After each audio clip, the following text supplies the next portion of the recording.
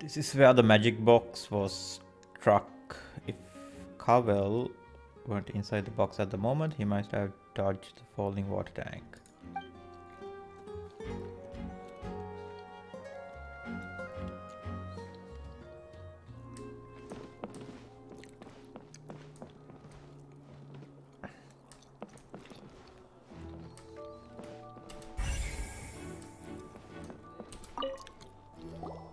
So this is the rope that broke and caused the water tank to fall.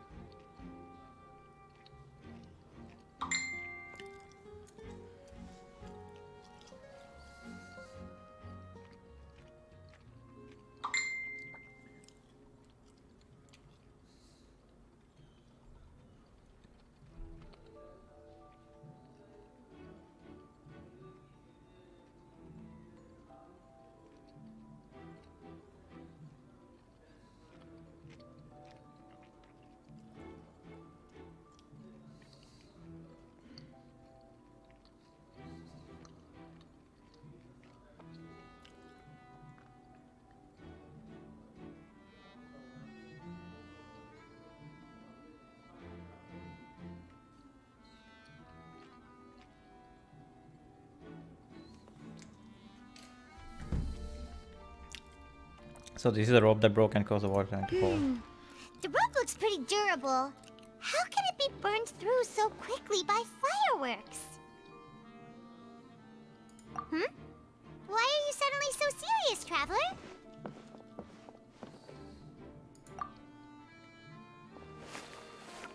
Whoa. Look! This bit is made from different material!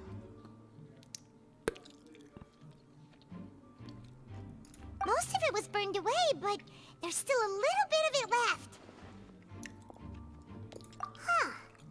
So if a rope meant to hold something was made with that kind of material in it, then that means... Wait, why don't you write all this down? Let's take notes. Special rope.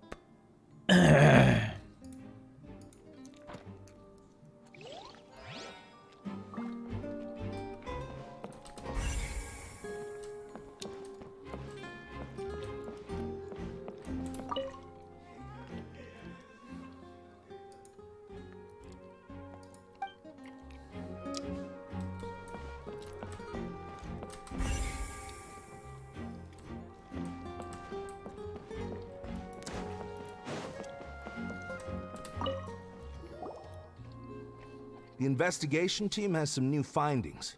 Turns out there's an issue with the random number selector after all. See, I told you. What if the machine picked some big guy's seat? You think the murderer would have still made his move then? Sorry to interrupt, but we're helping Linny and Lynette with their side of the investigation. What were you saying about the number selector? There's something wrong with it? You're trying to help them? That'll be a tall order. Lenny used the machine to pick a random member of the audience during his performance, right? The lucky girl that later disappeared. Well, we thought there might be a serious problem with the machine, so we had it taken away for further inspection. It turns out that the seat number it picked wasn't random at all.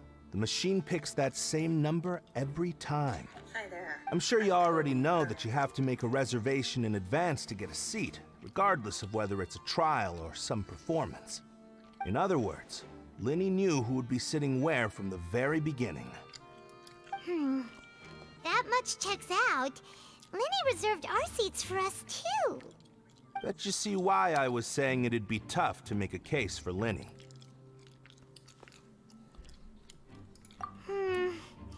Even though it's bad for Linny's case, Paimon had better write it down.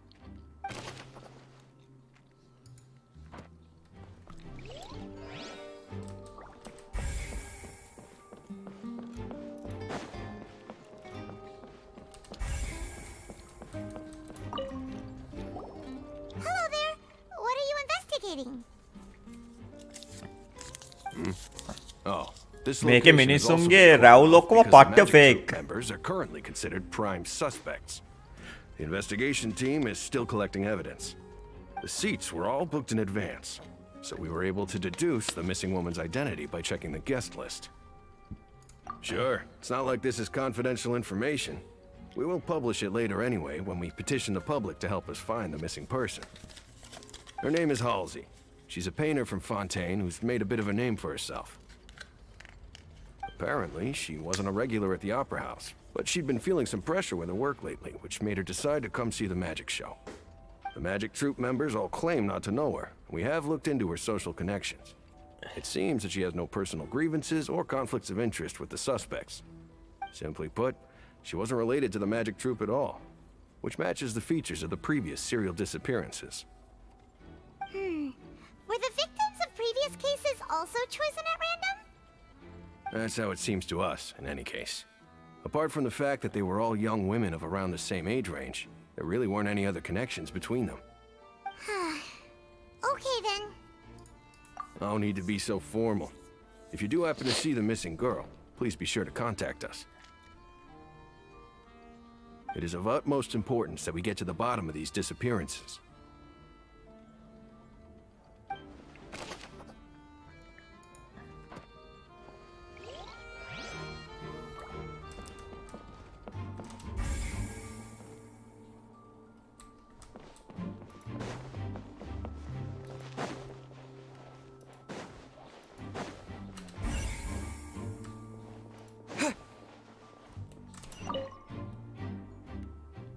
Ordinary box. Moved instantly.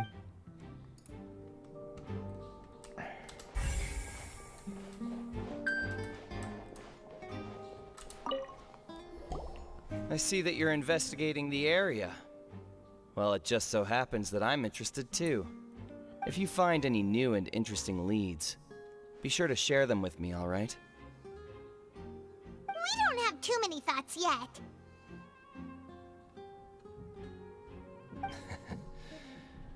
Then why don't I tell you my hypothesis first? The way I see it. And I'll start it with that loud thud. The thud? Oh, you mean the sound that happened during the countdown? Yes, exactly. It wasn't terribly loud, but I suspect that most people heard it. It's just that everyone was awaiting the results of Lenny's trick with bated breath, so no one paid it much mind. But now that the incident has happened, the thud has become an important clue. That makes sense. So, what do you make of it?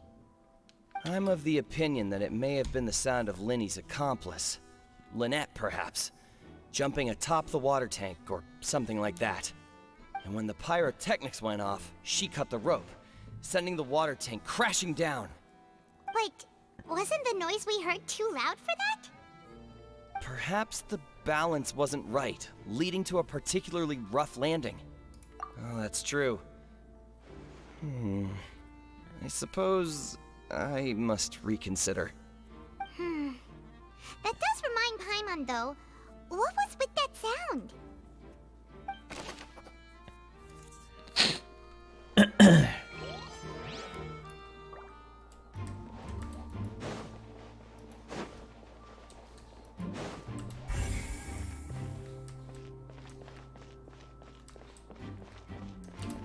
Lenny's still talking to the guards.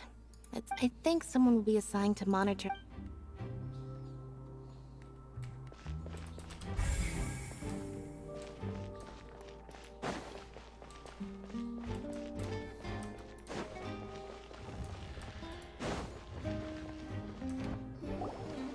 Hey, you!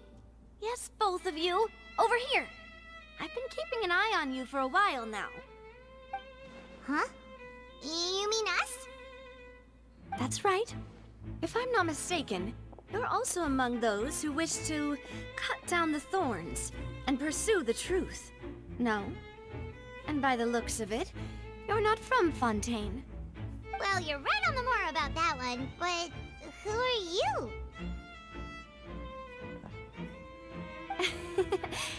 Have you never heard of the Spina di Rosula? From mediating disputes and providing protection to solving conundrums, you name it, Spina di Rosula does it. And I, Navia, have the honor of being its renowned president. Oh, Navia. Mä tama alut karakter. Though those who play by our rules call me boss. I'm Silver, her attendant. Pleased to meet you. And I'm Melus. Demoiselle's various daily needs and affairs are under my purview. Huh? Boss? Demoiselle? What gives with the names? Well, I am the second generation president. Malus and the others are still used to my previous title. My apologies, Demoiselle. Should you prefer, boss, I will endeavor to use that instead. No, no need. You don't have to call me boss. Just Navia is fine. Okay, if you say so. Not that we're members of Spina di Rosula anyway. All merely trifling details. Never mind. Now, back to the situation at hand. That's right. I've always kept an eye on the serial disappearance cases. My interest stems from a matter back from my father's time. Judging from the look of things, I find Linny an unlikely mastermind. Really? We think so too! That's why we're looking for clues now. But how did you come to that conclusion? Intuition, naturally. My unparalleled intuition. Farina sure was quick to point the finger at Linny without any decisive evidence whatsoever, wasn't she? But that's not uncommon for her. If you remember, the Justice had to interrupt her and ask if she was pressing charges just to keep her from getting carried away. Anyway, a trial begins the moment someone levels charges. And, of course, there was no way Farina was going to back down in that situation. Sounds more like you just don't trust the Hydro Archon. Well, what's your opinion? I must admit that she can be interesting at times, but liking her doesn't mean that I'll blindly agree with her.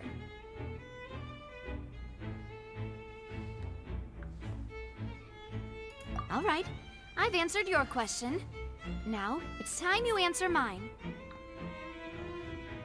Wait a minute, did that answer count? Well, I say it does.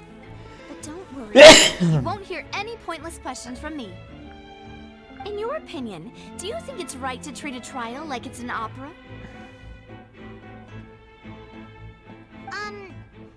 Well?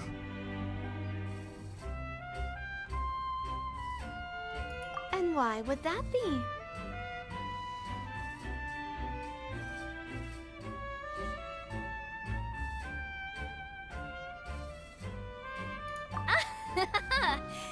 See, Silver and Maloose? I told you they'd be different. Most astute of you, demoiselle. I too think that the Traveler's response was most excellent. No matter how wonderful the script or how fervent the audience's expectations may be, the trials that go on stage here must be based in fact. And if that can be done, boss, then... All right, that's quite enough, Maloose. Anyway, I like your answer. You passed with flying colors. Now, I need to make some preparations, following which our joint investigation shall commence. You two shall be my assistants. Wait! Since when did we become assistants? Oh, well, I can be the assistant. Sure. Or your companion, if you like.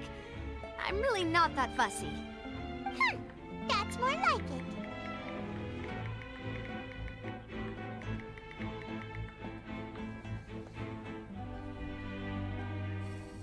Far be it from me to brag, but I believe that Demoiselle's intuition will be instrumental in uncovering the truth. You wish to save a friend from false accusations, and we wish to unravel the disappearances. In this sense, our goals are aligned. You have a point. You're quite the talker, aren't you, mister? And what about you over there? What do you think? You seem like you've got something on your mind. I have nothing to add. Oh, alrighty then. We'll be making some preparations first. Just be sure to let us know if they start revealing Lenny's tricks. Thanks!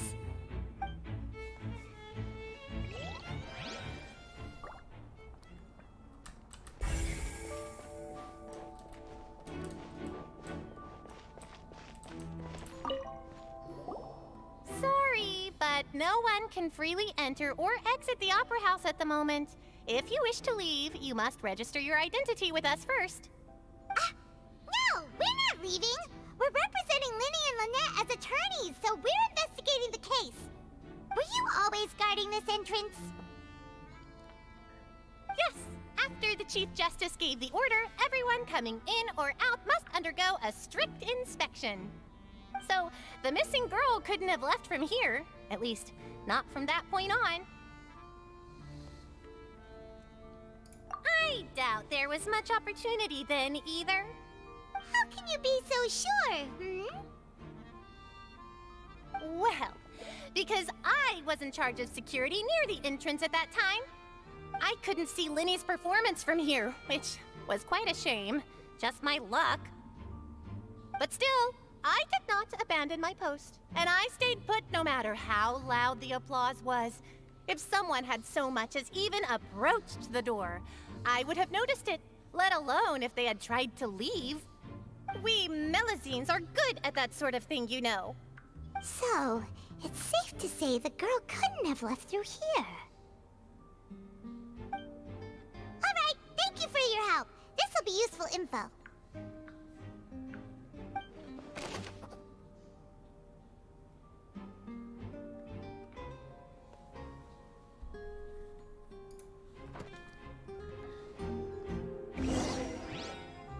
We've checked everything of note here at the performance venue. Paimon wonders how Linny's discussion with the guards is going. Let's go see, shall we? Ooh, things are getting in. Understood. Then I will be going with you. Just so you're aware, I will be monitoring your actions and making notes as necessary. Very good. Thanks for being so agreeable. I'd pull a rose out of my hat as a gift for you if I could. You may spare the pleasantries. I'm just doing my job. You've arrived. Who's this? Me? I'm Spina di Rosula's guardian angel. If you've got a problem, I've got the firepower. Sorry, I got a little carried away there. Call me Navia. I'm a partner of theirs, and will be helping investigate this whole situation. And these are my companions. Would you mind if they join as well? Fine by me. Oh, new helpers? I would be most grateful. Well, let's just say we're tagging along. It's not every day you get to see the secrets behind magic performed on such a large scale. I appreciate your kind interest. Come with me. We'll be heading below stage.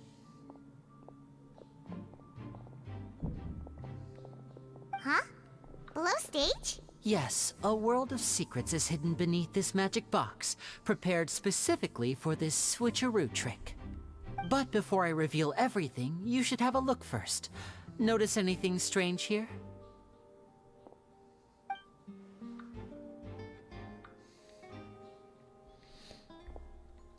I'm not trying to be dramatic. Remembering the details of a trick will help you understand the methods used to perform it more easily.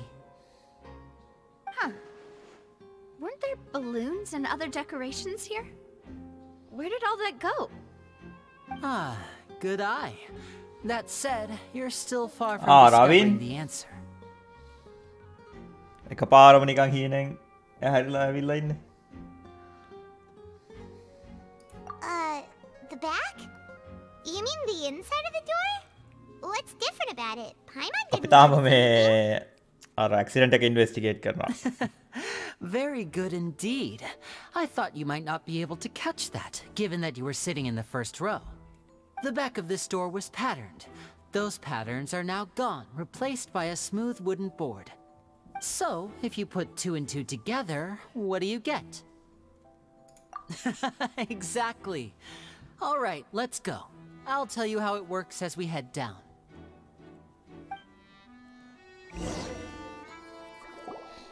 Oh, so there was a passageway under the magic box!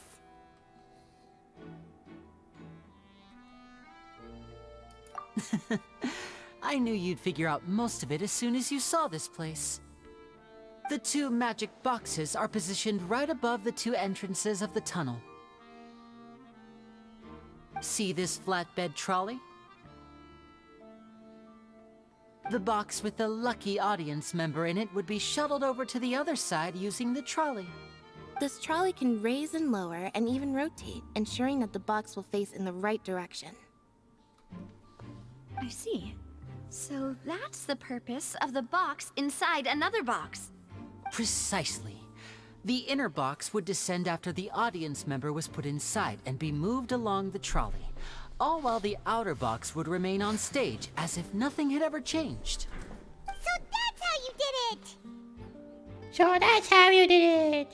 Once the box was lowered, the trolley would store some energy through this device here, with which it would complete the rest of the steps. The audience member would only be able to feel some slight movements in the dark, and by the time she walked out, she would already be back on stage. Right! You were talking that whole time, and you even came out Magic for a moment Kekyo. at the end! Ah, yes. A phonograph operated by Lynette was used to achieve that effect. My assistant and I had already scripted our conversation beforehand. When the countdown began, I had already gone to the opposite box via a tunnel using that ladder. And what about Lynette? Where was she? I was in the mezzanine space in the back of the box. Oh, interesting! That's how we were able to coordinate Linny's lines with the assistant. And, by the way, I was the one who walked out of the box at the end. I mean, we are twins. All it takes is a change of clothes and no one can tell who's who. And that's my favorite part of this trick. Only Lynette and I can perform it. So that's how it all worked! Wow! Every detail you revealed was more amazing than the last! Lynette would briefly walk out of the box and then go back in, jumping into the tunnel and escaping before the box on the trolley could finish ascending. And then I walk out of the other box in the audience area, and the trick would be complete. The operative word here being would. But as you saw, Cal was in the box, not our audience member. She, on the other hand, mysteriously vanished. We really don't know how that happened. If not for that interlude, this would have been an astonishing trick. I probably never would have figured out how you pulled it off. Technically ඉතින් escape වෙන්න ඕන තරම් opportunities තියෙනවා. මොකද මේ Someone was underground able අර to passage use එකක් this magic තියෙනවානේ. trick to commit a crime. Could we have a look around? I think we can come up with some more leads. This is the scene of the crime, so Linny and Lynette are not permitted to stay here. I'll escort them back up. Yes, of course. No need to be so strict now. I won't disappear into thin air, you know. Thanks, everyone. We're counting on you.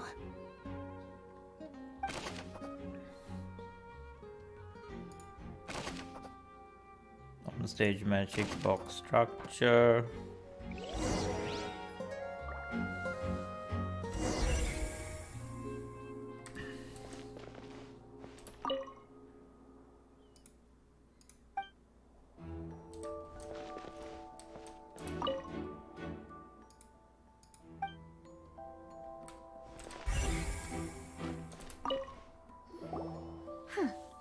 What's this?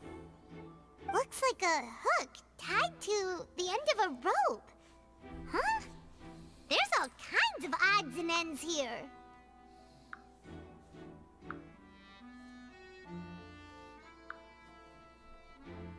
Perhaps it was a prop for a different trick.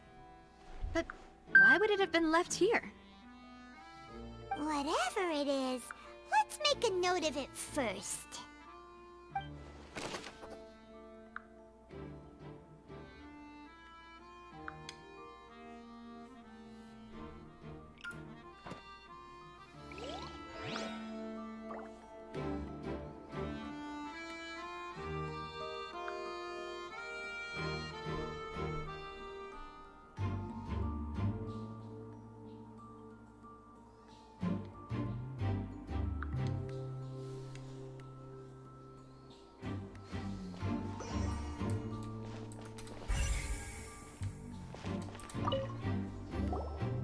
The floor is wet. Please be careful not to slip. Speaking of which, why would there be water here?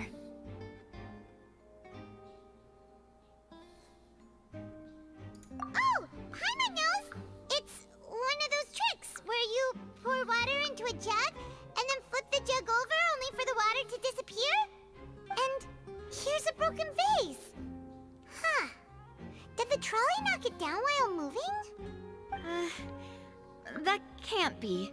The trolley moves along tracks from start to finish. It couldn't have hit the vase at this distance.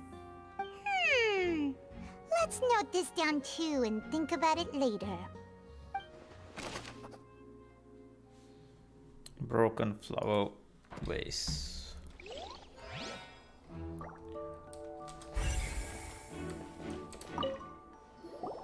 Oh, these are the clothes that the lady chosen from the audience was wearing, right? Her clothes are here, but she's nowhere to be found. Right. And do you really need to do that if you're kidnapping them? Ugh, this is so confusing. Paimon doesn't want to be a detective anymore.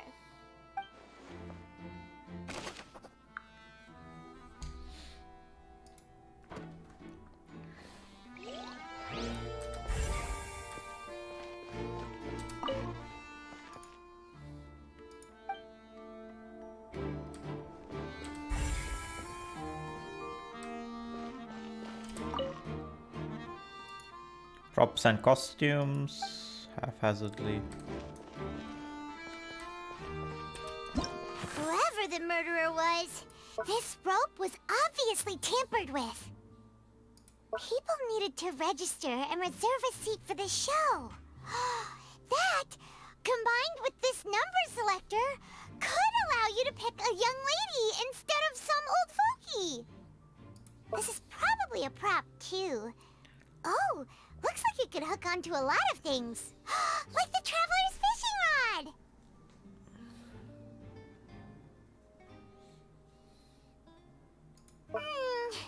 This flower vase is probably a prop for the show. But it also could have been used in the crime.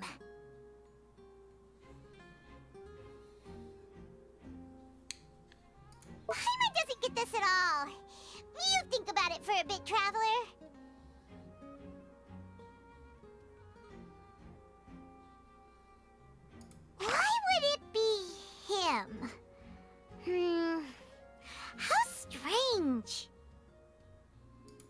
Gosh, no wonder the serial disappearances never got solved.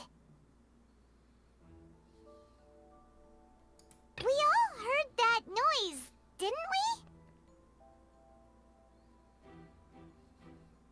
The performance would not have been visible from where the doors were guarded.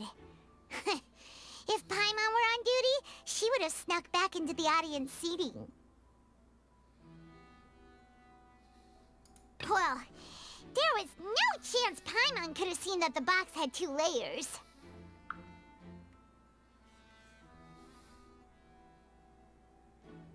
And that's why only the 2 of them can perform this trick. Digging a tunnel just for a magic trick? Whew, that must have been a lot of work.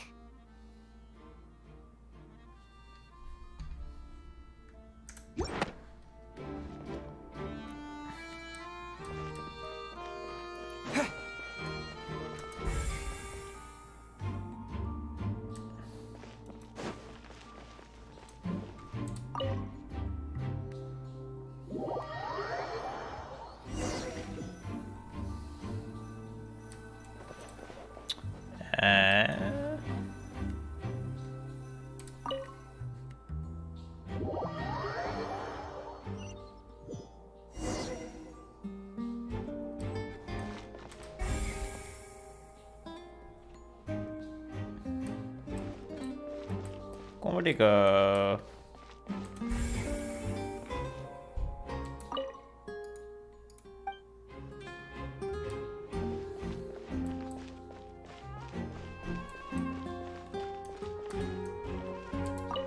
Oh. What is this place? It seems someone could fit through here. Huh. Could this have been the suspect's escape route? Alone, perhaps.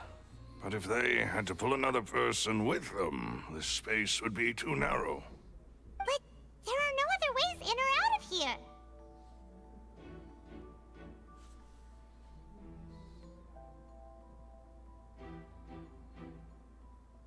Oh, you're right! Let Paimon write that down.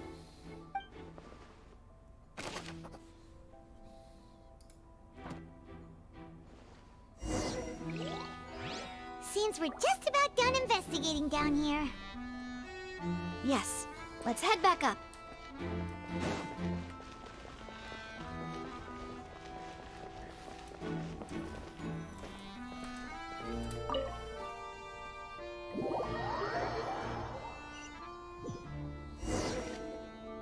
Well, we've ascertained the state of the crime scene.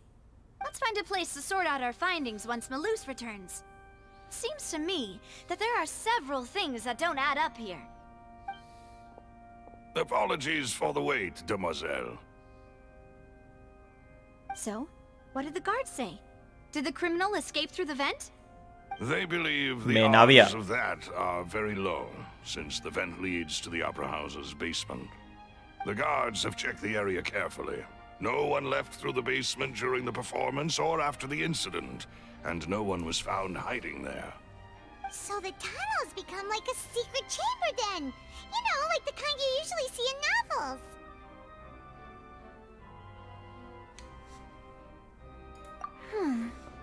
The plot thickens. Halsey's disappearance and Cowell's death are both quite inexplicable. No wonder Farina was so confident in her accusation. All the current evidence points toward Linny and Lynette. In other words, the charges are very likely to be upheld unless we make some considerable progress. Charges and then trial. So if the charges are upheld, they'll announce a sentence? That's right. This is how a trial goes in the Opera House.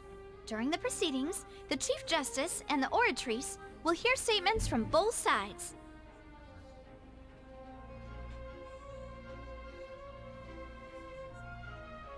That's right. This is how indemnitium is produced. The statements from both sides, the defenses from attorneys, witness testimonies, and even the audience's emotions will all be projected on the Oratrice. To put it simply, it's as if the Oratrice has its own will, and is a judge in its own right. This also precludes any kind of favoritism on the part of the Chief Justice. And not that this has ever happened anyway.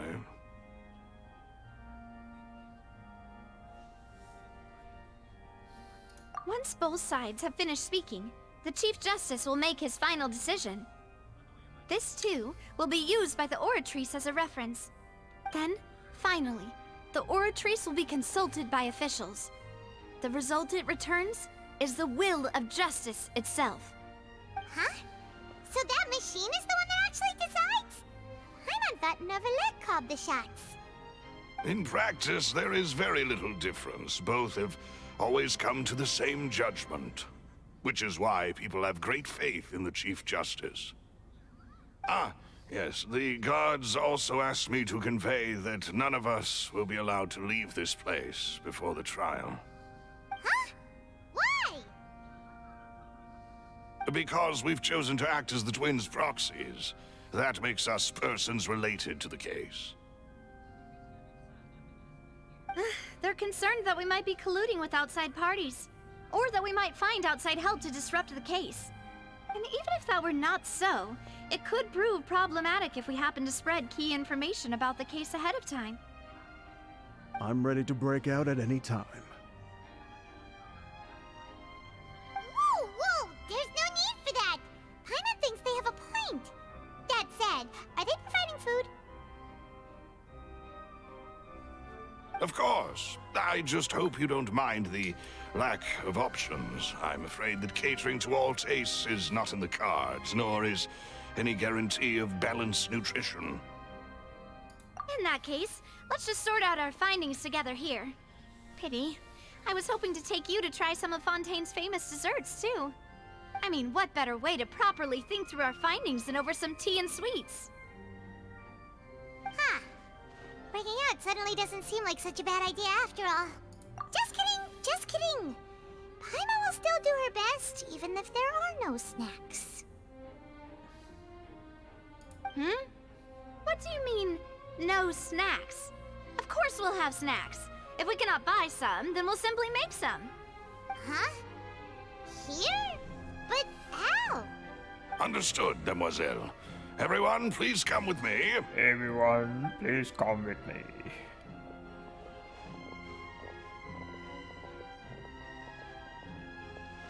Wait, you're carrying a portable stove with you? Yes, I must be prepared to meet the Demoiselle's baking needs whenever the fancy strikes her. I have eggs, sugar, and almonds at the ready.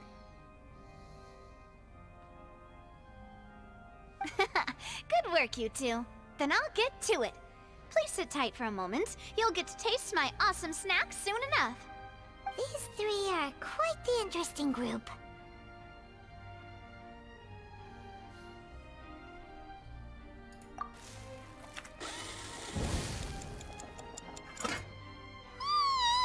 And Paimon thought it smelled good while it was still in the oven.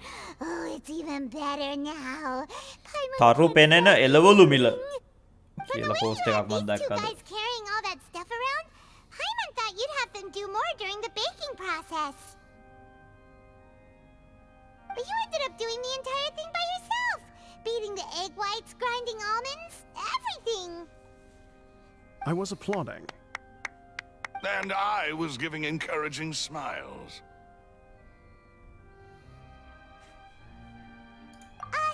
Paimon was just thinking. Aren't you worried about getting your fancy dress dirty, beating egg whites and baking like this?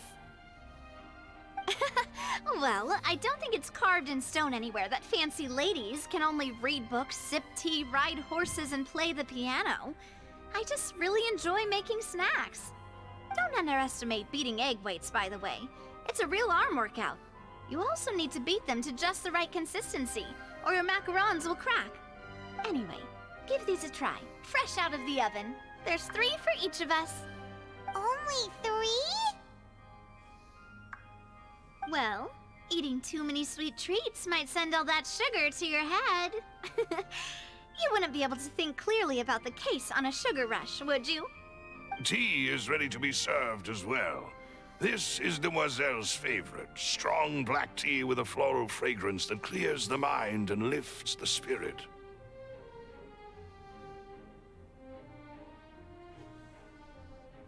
No need for concern. I'm merely doing as I should.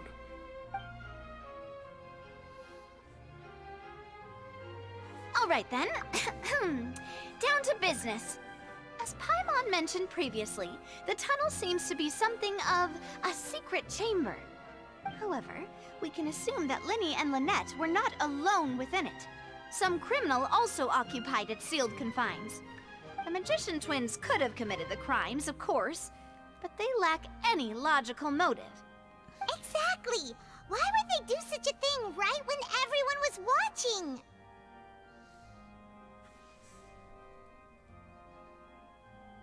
The flower vase and the thud we heard during the performance could indicate some altercation between Halsey and the criminal in the tunnel, resulting in the shattering of the vase, the discarding of her clothes, and her abduction. Perhaps the criminal thought that since she was chosen from the crowd, she would be too easy to identify if she was still wearing the same clothes. Paimon thinks that makes sense, but the real trouble is...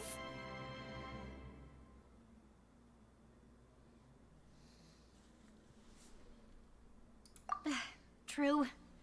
None of the clues we found thus far support the existence of this third person. But the only people left to consider are both technically victims, whether it's the missing girl, Halsey, or poor Cowl. Huh. Could Halsey have secretly made modifications to the magic props in order to murder Cowl before making her escape?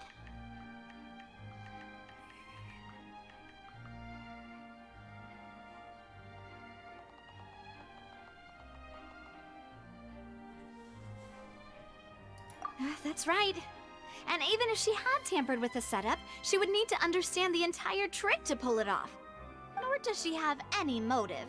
The guard said that she has never had any dealings with the Magic Troop's members. Were we not thorough enough in our search? From the sound of things, this is turning into an impossible case. Your macarons are amazing, though, Navia. They smell great! They're nice and crisp and super sweet! They are my specialty, after all. And I see you've already had 5 of them. What? 5? Oh, that can't be right. Paimon only counted 3, honest! Please don't worry about it. At my age, a few less sweets might actually be a good thing. No. Being greedy is one thing, but Paimon knows how to count. Besides, Paimon knows that if she ate too many, then others wouldn't have enough.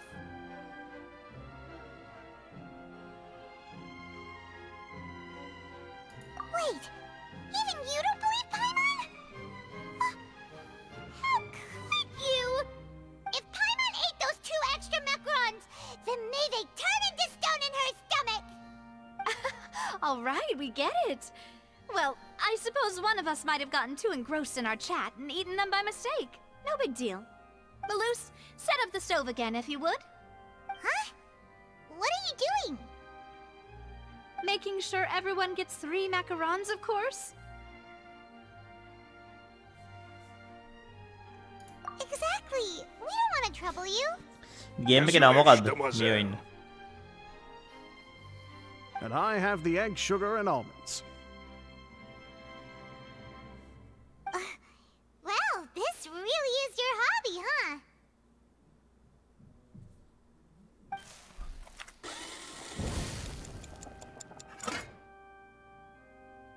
Well, that's it for snack time. I'm going to have another look around the area. I don't know what we're looking for yet, but we've still got some time. As attorneys, I suggest the 2 of you think the case over again. It would be awkward if you got all tongue-tied on stage during the trial. All right, thanks for your help and for the snacks. It was nothing. A small task for the Spina di Rosula. Silver, Malus, it's time to go. I'll be back if I find anything new.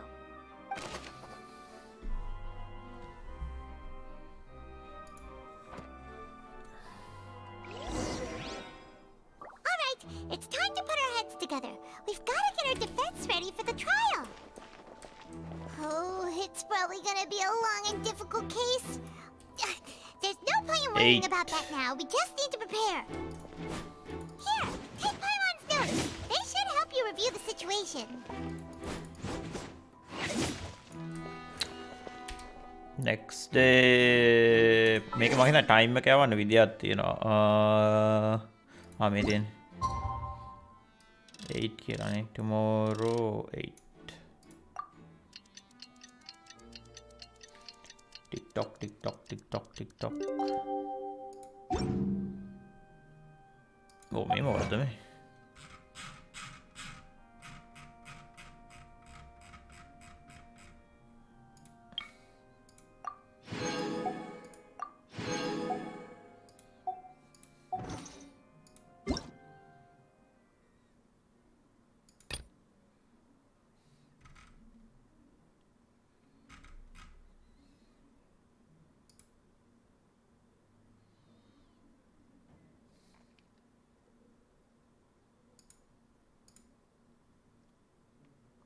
මේක daily check-in එකට හම්බෙන මේ rewards ඇවිල්ලා පට්ටම චොර.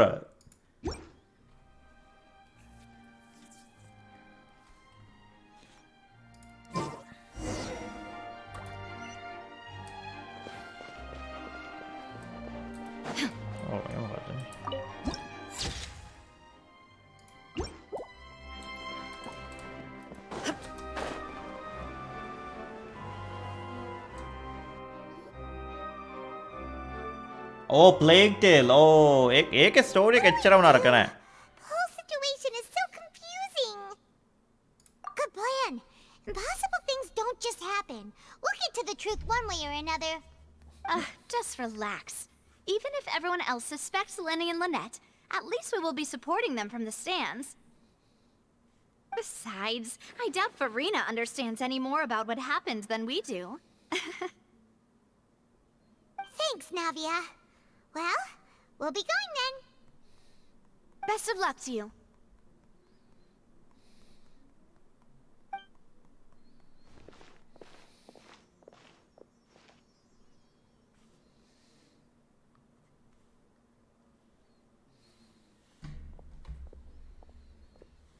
Finally, you're back. Well, how did your investigation go? To be honest, you might be disappointed. To be honest, you might... No. We're already very grateful that you were willing to help. Well now, don't you all look disappointed. Don't tell me that your investigation came up empty-handed. That was to be expected, of course. The guilty can never produce proof of their innocence. But don't let that stop you. I shall be terribly disappointed should you, my most anticipated foe, concede so easily.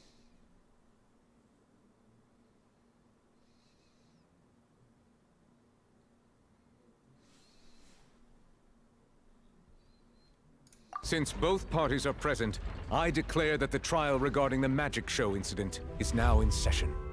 Firstly, in order for the audience to understand the causes and results of the incident, could we please have Mr. Linney explain the trick? Yes, of course. I will explain while Lynette demonstrates on stage. All the necessary items have been prepared.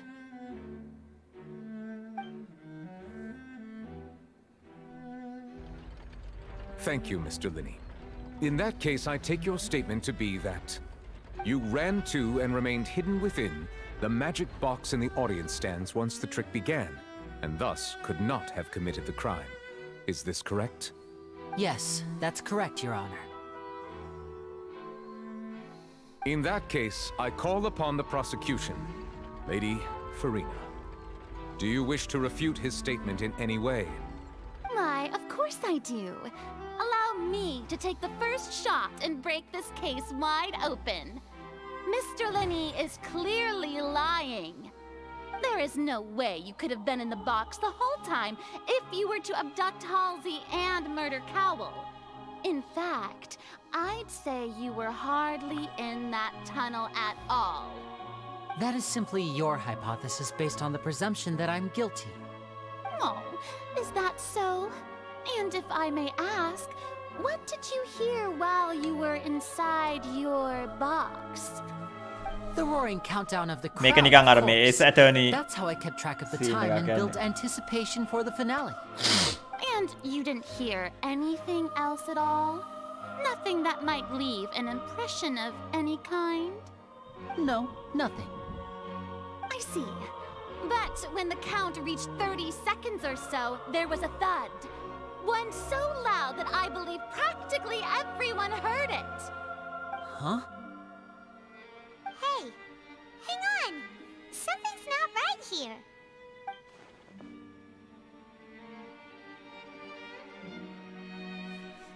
Yeah, I'm sure he could have heard a noise that loud from inside the box. I was right by the box, and I definitely heard the thud. Look at those scales. Could those mean... Well then, ladies and gentlemen, allow me to use the words of the magician himself. You never know what can happen in the blink of an eye. Indeed, it seems his alibi can also collapse in the blink of an eye. Of course, I have armed myself to do far more than smash your alibi. Confidence cannot go unfounded, and my foundations are rock solid. Tell me, aren't you and Lynette actually from the House of the Hearth? The House of the Hearth?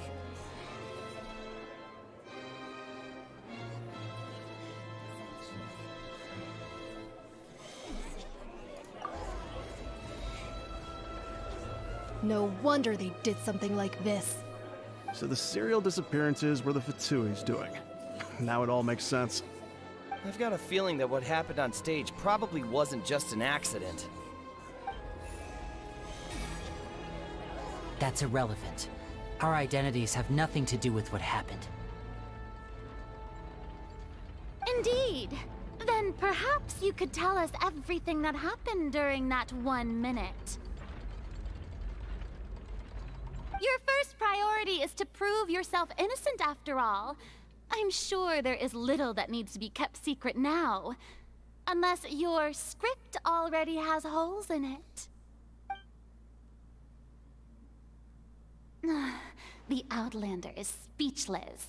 My, oh my, don't they look flabbergasted?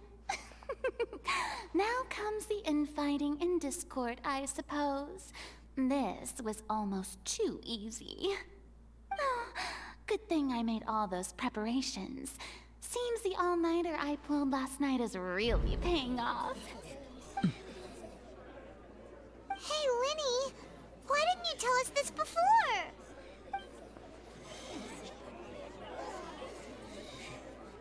Order! Order! Mr. Linney, allow me to re-establish the facts. Lady Farina has raised 2 points. First, when the thud was heard in the Opera House, you were neither in the box nor the tunnel. Second, you and Ms. Lynette are both members of the House of the Hearth. Are these claims true?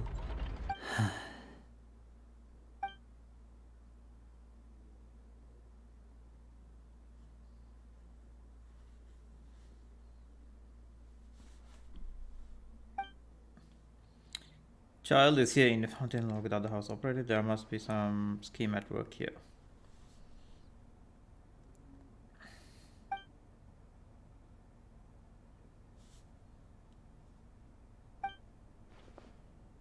Please answer my question, Mr. Linney. I'm sorry. Yes, they're true, Your Honor.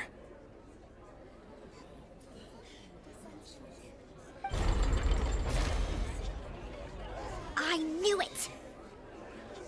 Well, that's it. We might as well move on to the sentencing already. What should we do now?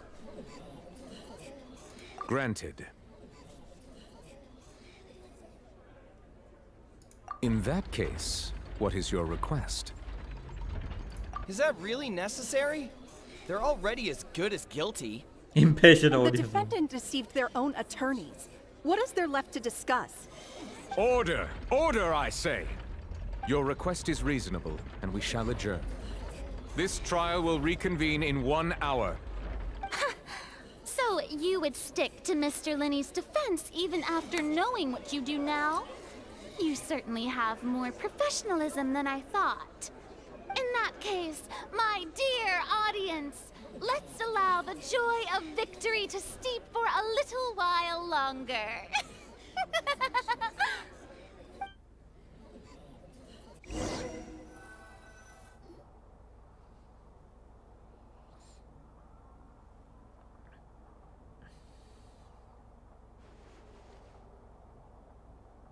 Well, this is awkward. I didn't think the Hydro Archon would dig all that up. I'm sorry, Traveler and Paimon. Yeah, sorry. Paimon doesn't know where to start. We trusted you two. We trusted you too. We based our entire reasoning on the assumption that you weren't bad guys. Not to set the wrong tone or anything. ඇත්ත ජීවිතේදී jury duty එකට ගන්න සාමාන්‍ය කට්ටිය. ඒක ඇවිල්ලා නිකන් lottery I know you're එක වගේ. angry and මගේ reasonably මෙහෙ so. යාළුවෙක්ටත් ආවා ජූරි Please, ඩියුටි මේ ළඟදී. let me explain. I know you've clashed with the Vatui several times. ඒක ඇවිල්ලා නික මේ ගෙවන්නේම I නැහැ. wouldn't be surprised if just hearing the words මේ enough to අර make you ඩිස්ටන්ස් එකක් upset. තියෙනවා. ඒ කියන්නේ කිලෝමීටර් But ගානකට our වඩා එහා organization හිටියොත් is තමයි මේ very, ගෙවන්නේ. very large, and the Harbingers have jury very duty කියන්නේ different ෆ්‍රී personalities ගිහිල්ලා and කරන්න goals. ඕන දෙයක්. Right now, we want to save people. As many as we can. That's right. I'm sure we're on the same page when it comes to this nation and the disaster that its people might face. I knew if it weren't for our respective identities, we could become good friends.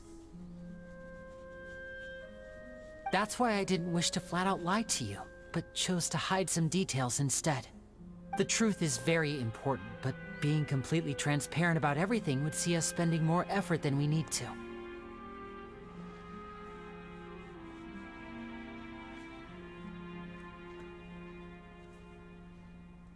Right. So, you be the judge. Heck, if I were you, I fear that I'd even struggle to trust me at this point. You met a Fatus who works as a magician, a trickster by trade. All by coincidence, too. But still, I'm asking you to trust me. I am no criminal. At least, not in this case. Sorry. Please forgive us. Well, you both say that, but... Right. Let's hear your answer first, and no lies now. No lies now. Of course. I'll answer any question you ask. ඕ ඒ වුණත් We've been සාමාන්‍ය trying to find jury out how the මේලිසියෙන් Orc වල Trace operates. වරදින්න එහෙන We want to know කලාතුරකින්. why it has a consciousness. Why can it deliver sentences accurately? During our investigations, we learned that the machine's core is beneath it. From that moment on, Lynette and I have been designing this box swap trick with the objective of getting close to the core. Is that why you needed a whole minute? That's right. In truth, the audience would take about 75 seconds to count down from 60, while I would only need 15 to get to the opposite box. So, after jumping into the tunnel, I accessed the Opera House basement via the vent මොකද and went to මේ investigate the room in which the core අර is stored. reasonable doubt තිබ්බොත් That එහෙම air vent was guilty created verdict during එක the දෙන්නේ නැහැ. construction of the tunnel specifically to execute this step. පොඩ්ඩක් හරි සැකයක් තියෙනවා නම් එහෙම මේ සාමාන්‍ය ජූරි ඩිසිෂන් එක දෙන්නේ මොකක්ද විත්තිකාරයනේ විත්තිකාරගේ සයිඩ් එකට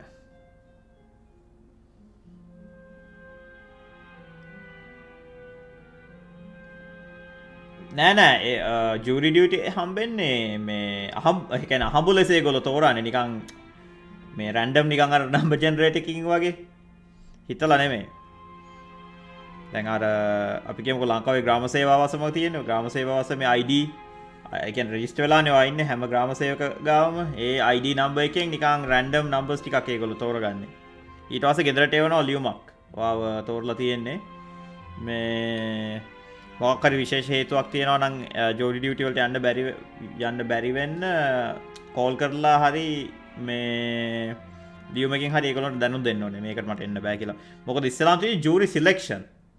ජූරි සිලෙක්ෂන් එකට තමයි ඉස්සෙල්ලාම එන්න කියන්නේ. ඊට පස්සේ අර දෙපැත්තේ සයිඩ් එකේ ලෝයස්ට්ලානේ ජූරිස්ලා තෝරන්නේ. මං හිතන්නේ 50-50 එක සයිඩ් එකට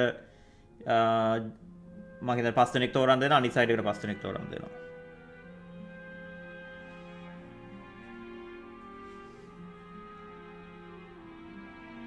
Social security numbers or nothing. As soon as I reached that room and was about to investigate, I heard someone's voice.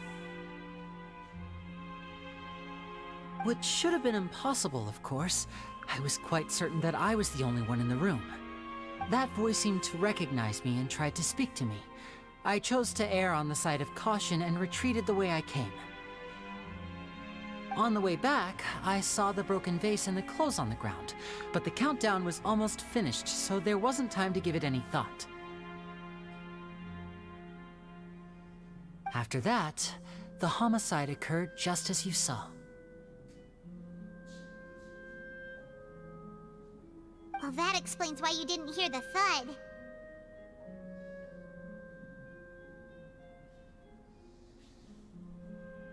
Because of that prophecy I told you about, of course. We must know all we can about this nation's secrets in order to deal with that prophesized crisis. That's the only way we can save everyone. So, there you have it. The whole truth.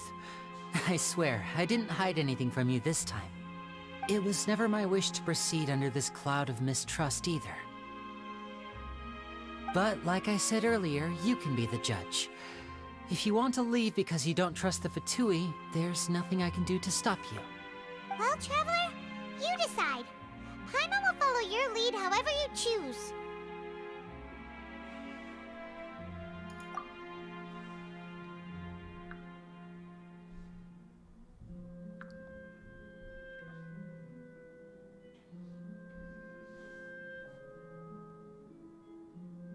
Okay, thank you. Thanks for giving us a chance. The current problem is that the scales are tipped pretty badly against you two. If we want to refute the Hydro Archon's accusations, we're gonna need a seriously watertight defense.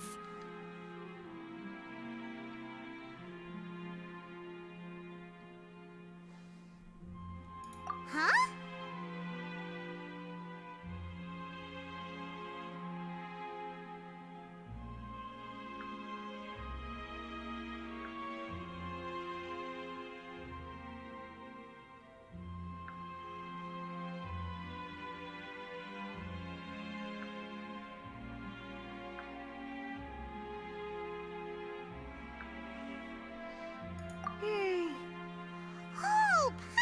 ඔව් job එකෙන් ඒ කියන්නේ මේ job එකෙන් නීත්‍යානුකූලව නිවාඩු දෙන්න ඕනේ. ඒක හම්බුනොත් මොකද ආණ්ඩුවේ මේකක්නේ. ජොබ් එකට කියන්න බෑ ඔයාට නිවාඩු දෙන්න බෑ අරකයි මේක කියලා. ඒ වගේම තමයි ඒ නිවාඩු ඇවිල්ලා ඔයාගේ දැන් නිවාඩුවට දවස් තියෙන්නේ ඒකෙන් අඩු කරන්නත් බෑ. නැත්තම් එහෙම වැඩ කරන්න හදනවානේ දන්නවනේ ජොබ් වල හැටි.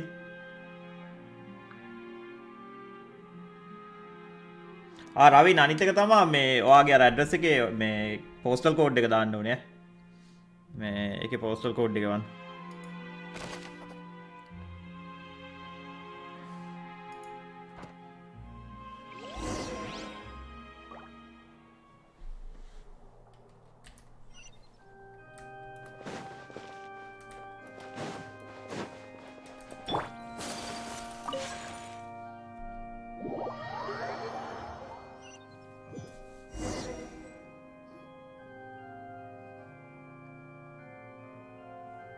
Both parties have returned to their positions. Let us continue the trial. When last we left off, Mr. Linney acknowledged the new evidence presented by Lady Farina as fact. Therefore, Lady Farina may continue stating her reconstruction of the events. That took long enough. Now then, if everyone would lend me their attention. At this stage, let's revisit that scene from Linney's perspective. Based on the opposition's account of events, you can identify loopholes in their statement. Oh. Use evidence and clues obtained during the investigation to refute any erroneous assertions of facts and replace them new inferences. Use your refutations to convince the audience and obtain more support from the people. When you find and refute all incorrect contents, you can complete the cycle of repeating As the countdown began, he entered the tunnel. When the flatbed trolley passed, he opened the box and got into an altercation with Halsey, which caused the loud thud. He did not realize that this sound could be heard by everyone in the opera house, which is why he claimed earlier that he could not hear the sound. Finally, he used the vase to knock her out, before making her change clothes to prevent others from recognizing her. At this time, Cowell arrived in the tunnel, having heard that strange noise, and caught Linny red-handed. So Linny proceeded to knock him out too before stuffing him into that box. Afterward, Linny passed the unconscious Halsey to his accomplice through the magic box in the audience stands, before operating the devices such that Cowell's death would be ruled an accident. නෑ පරණ ලියුමක බලන්නකෝ සාමාන්‍ය ඔය ලියුම් ගෙදරට එන ලියුම් වල දාලා තියෙනවා මේ පෝස්ටල් කෝඩ් එක. දැන් නෝර ඇවිල්ලා 20000 ගණන් වලින් යන්නේ නෝරට. ඒ වගේ හැම මේ ඒරියා එකටම තියෙනවා පෝස්ටල් කෝඩ් එක. And there you have it. That's the truth behind what happened. Does the defendant's side have any objections to Lady Farina's description of the event? The key to refuting Lady Farina is the order of events, what Linny experienced, and what he saw.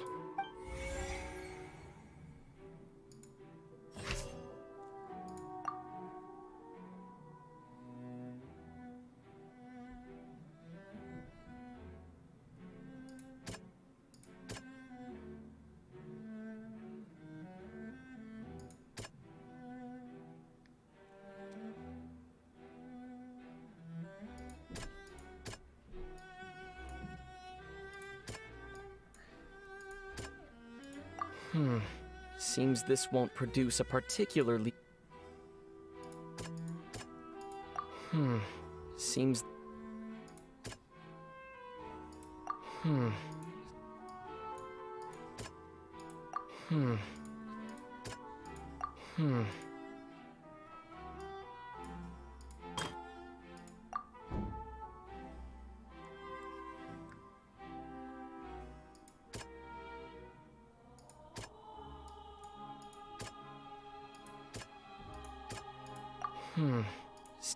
එකක්වත් රිෆියුට් කරන්න බැරි මොකක්ද අප්පා.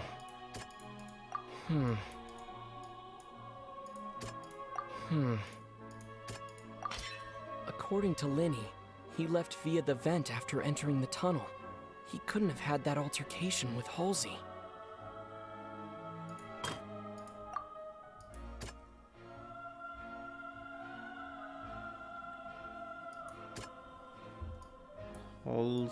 Halsey.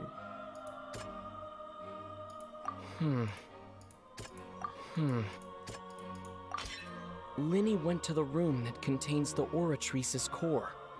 This is the actual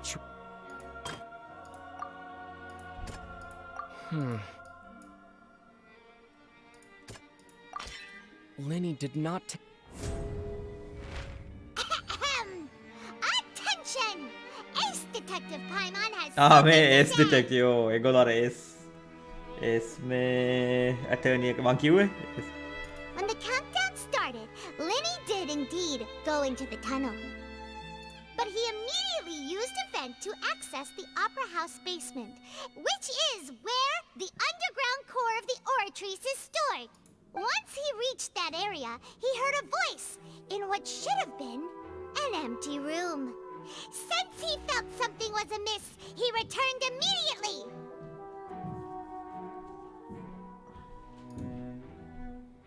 The crime scene had already developed by the time he reached the tunnel again, and in order to complete the magic trick, he did not remain there for any length of time. Finally, he reached the surface, and that was when the accident happened from his point of view. Therefore, he's innocent.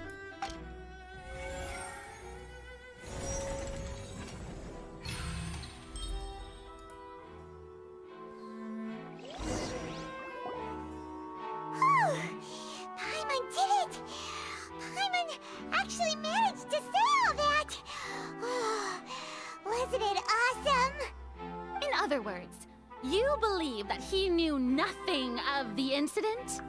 That's right!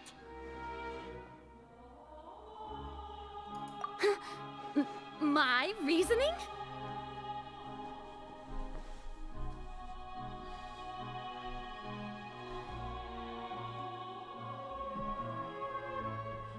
If that's the case, then if Carol hadn't entered the tunnel, who was the entire setup meant to kill? Assuming that what you say is true, Linny only needed to kidnap the young girl to cause a new disappearance case. What would the point of killing someone on stage be? Oh, they have a point. That's right, you tell him! And that's why they're partners of mine. They've managed to turn things around.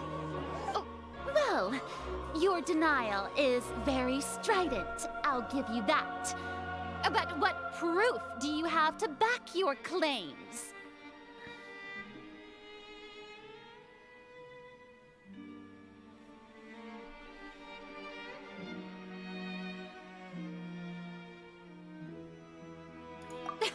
Of course I do. If he had been in the magic box the whole time, how could he have not heard that sound? Why do you ask? You're saying that he wasn't?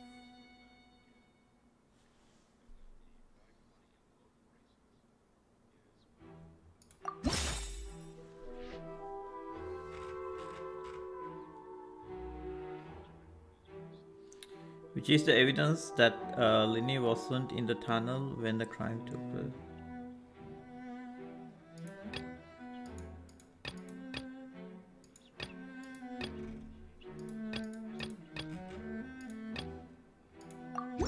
Are you sure we don't need to give this more thought?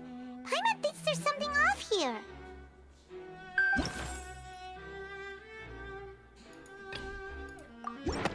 That's right!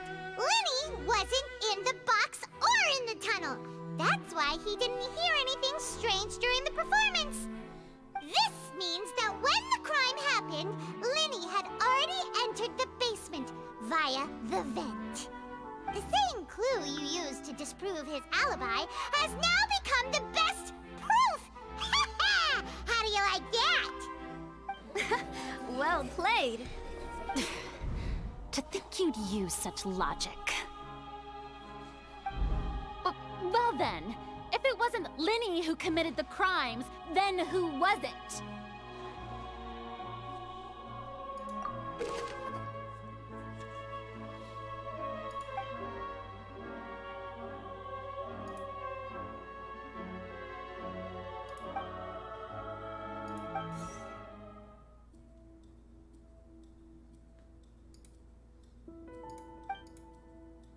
If Linny is no longer under suspicion, ඇත්තට හැබැයි මෙහෙම නෙමෙයි මේ call system වැඩ කරන්නේ. ඒ කියන්නේ අර මොකද්ද මේ වික්තිකාරකෙන් අහන්න එහෙනම් කවුද වැඩේ කරේ කියලා පොලිසිය ජොබ් එක ඒකනේ. මේක ඉතින් අර ෆැන්ටසි ඉඳ හරි. Halsey is the missing person and an ordinary audience member.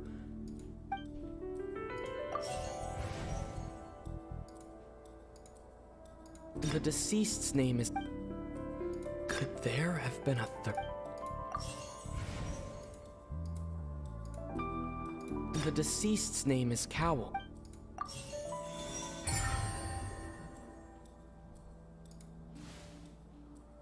Huh? That can't be right. Are you serious? The killer was, in fact, Cowell, the deceased! Oh, is that so? How interesting! Let's hear your reasoning then. What I must do next is recreate the truth. What Cowell did, and how he went from would-be perpetrator to victim.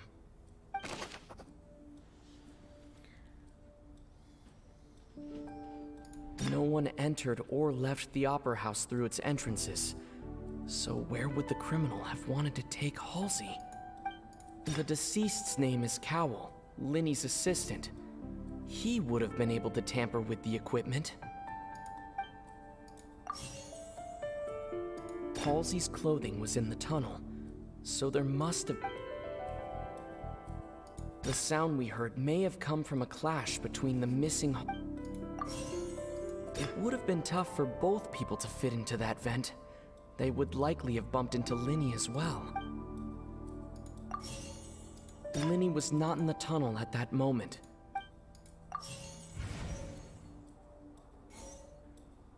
Linny was not in the tunnel at that... The deceased's name... No one entered or...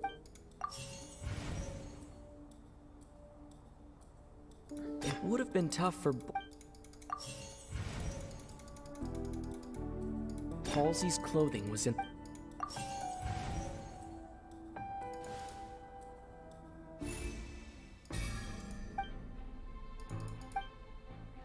The strange noise could be like Halsey struggling. Lenny was not in the tunnel. Time for Halsey out of the magic box.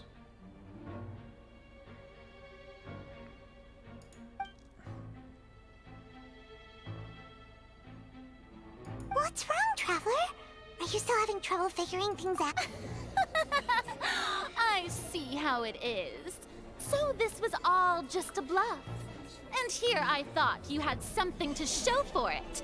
But it seems you're still far from the truth.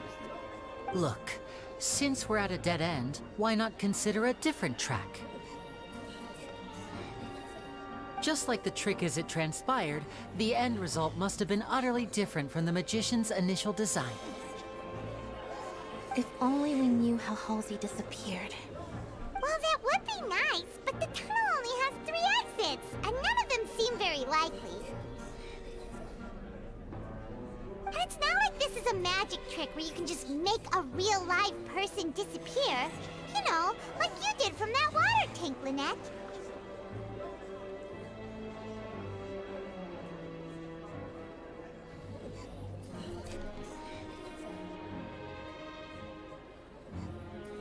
Water tank. Escaping from the water tank.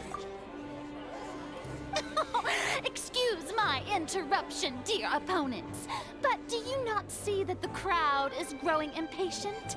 There is no greater sin in this opera house than an awkward delay in the performance.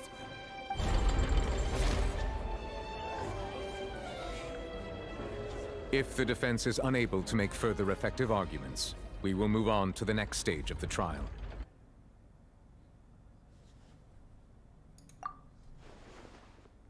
Linny was not in the tunnel at that moment, which gave our criminal ample time. The sound we heard may have come from a clash between the missing Halsey. The deceased's name is Cowell, Linny's assistant. The vase was not broken by chance.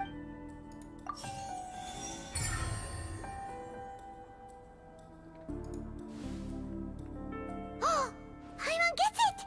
It all comes together if Halsey disappeared instead of being kidnapped. Lynette escaped from the water tank, vanishing gradually and leaving only clothes behind. If there's a similar method where a person could be transformed into water... Just a moment, please. I do hope you know how preposterous you sound at the moment. How could a person ever be transformed into water? This is reality we're talking about here, not some magic trick.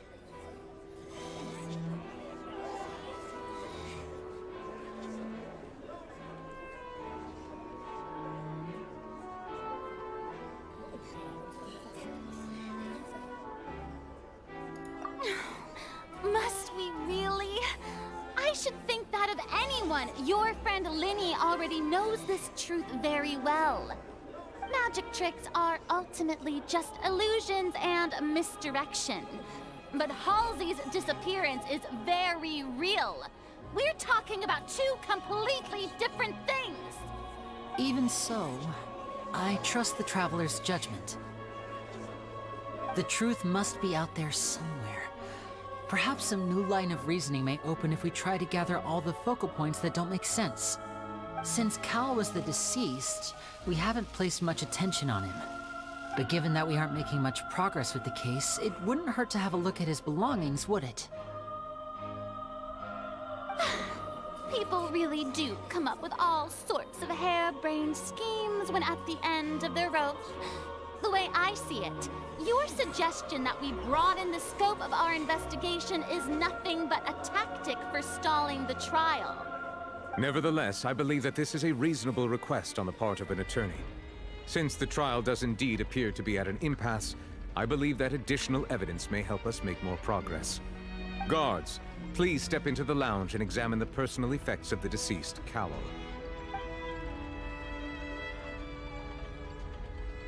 We are still examining the items, but we have already made critical progress that we feel must be shared with everyone post-haste. We discovered several test tubes of fluid within Cowell's baggage, each labeled separately. The notebook in his backpack claims that these fluids are water from the primordial sea. The primordial sea? The note's contents also indicate that Cowell belonged to an organization that sells illegal drugs and that he had an accomplice. The notebook has many entries concerning safe usage of these fluids, in which the keyword dissolve appears many times. One of these tubes was labeled Opera Epiclese, along with yesterday's date. It is empty. The notes also state that these dissolution properties work exclusively on people from Fontaine. It's likely that Halsey was chosen as some sort of test subject. As such, we believe that the defense's hypothesis is, in fact, supported by sufficient evidence. You've got to be kidding! People dissolving into water? Could something so ridiculous actually be true? Wait a moment. This reminds me of a certain prophecy, but it's just a coincidence, isn't it? Huh. If people can become water, does that mean that the water tank's real use was as a means to hide water stains? And if Cowell was targeting that girl... Wait just a minute. Could that mean... You two, with me, quick! Demoiselle, wait! What about your partners? Let's go. Just trust me. මොකද මේ Order! ඕනම නඩුවක මේ මොකක්ද criminal නඩුවක නීතිපති ගෙප්සත් පැත්තෙන් එක්කෙනෙක් කෙනවනේ. එයා government එකේ side එකේ එක්කෙනා. Prosecution cannot yet verify the veracity of these clues. Still, let us assume that these clues are indeed authentic, albeit with the understanding that Ms. Halsey has yet to be found. Guards, please continue examining the items along these lines. Mr. Linney, it appears your hypothesis is supported by the evidence, so please continue speaking. Of course. Thank you, Your Honor. If we uphold this hypothesis, I believe that many of this case's seemingly unrelated clues can be connected together. Right! Like the metal hook! That one didn't make sense at all. Let's think about this. Cowell's methods must have something to do with that water from the primordial sea.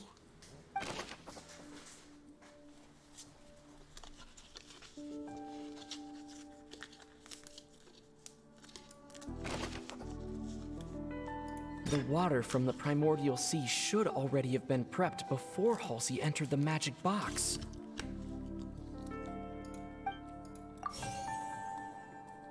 Now it seems like the hook rope was not meant for another magic trick, but the rope that held the water tank up was lit by the fireworks and snapped. The deceased's name is Cowell.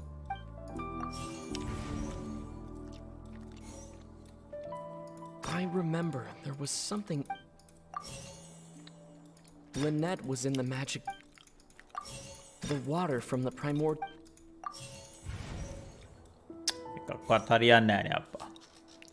The deceased's name is I remember there was... The rope that held the water...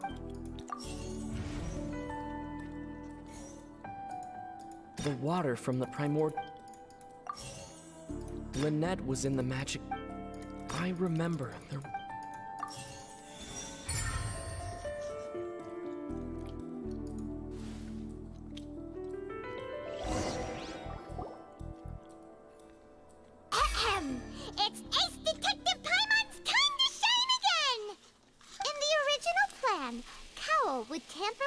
water tank rope, and the number selector securing his target. When the magic box containing Halsey was lowered, the metal hook would retract gradually and pierce the balloon at the top of the box. When the balloon attached to the box popped, the water from the primordial seed inside it would pour down and dissolve Halsey. Afterward, Cowl would enter the tunnel and break the flower vase to conceal the water inside the tunnel, with the remaining evidence being covered up by the water tank on stage. But he encountered something unexpected in the tunnel, and wound up being fatally hit by the same water tank he meant to use to cover his tracks. Huh. That does make sense. That actually links together a lot of the more confusing pieces of evidence.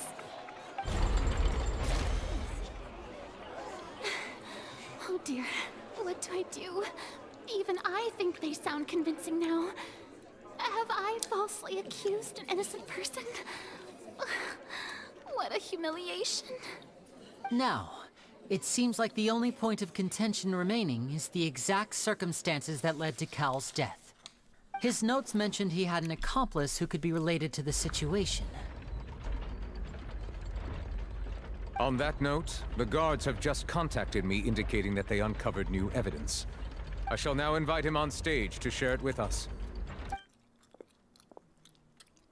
Thank you, Your Honor. We were just inspecting the luggage of the other people involved in this case.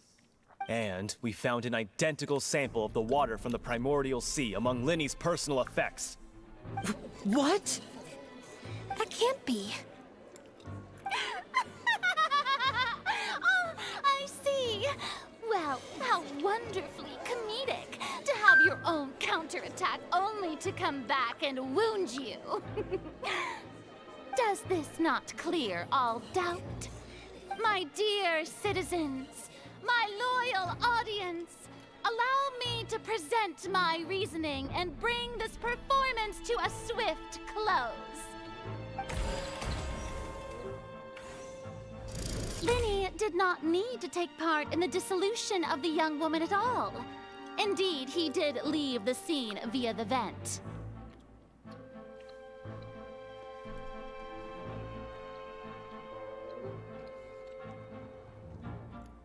Having made modifications to the props beforehand, his accomplice Cowl then caused Halsey to vanish using the water from the primordial sea.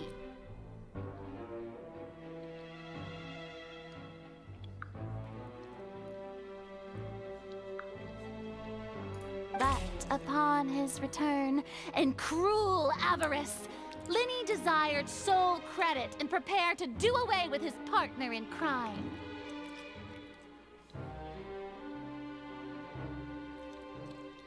Ultimately, he knocked Cowl out, and the tool meant to cover the crime up also became a murder weapon. Now, as much as I regret having come to such a viciously straightforward conclusion, it does seem that the famed Fatui is quite the cold-blooded and ruthless organization. Am I right, Mr. Linny? We've used up all the evidence we collected. There's no way for us to make a rebuttal here. Is this the end of the road?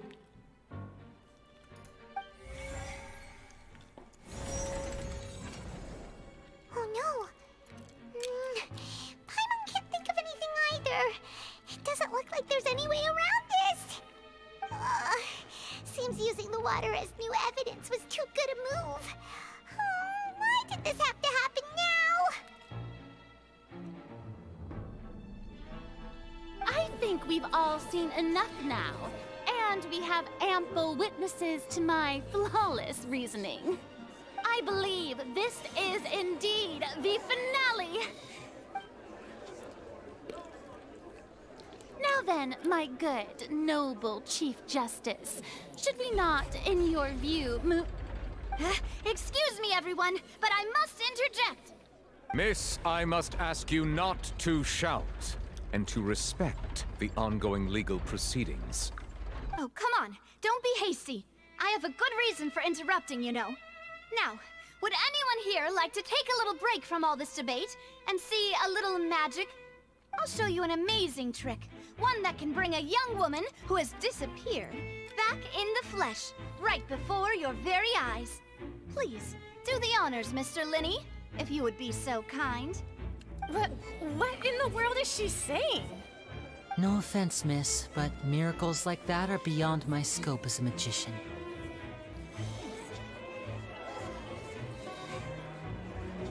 Come on now, don't be silly. Magic is all about misdirection, isn't it? It often conceals the truth while presenting a fascinating illusion. But once everyone believes the illusion, can't magic reveal the truth to them once again? And wouldn't such a trick be the most marvelous finale to today's performance? Come on, Lenny and Lynette. Give it another go. Don't worry. Spina di Rasula has made the necessary arrangements on your behalf. But as the magic makers and stars of the show, I think I should leave the final performance to you. I understand.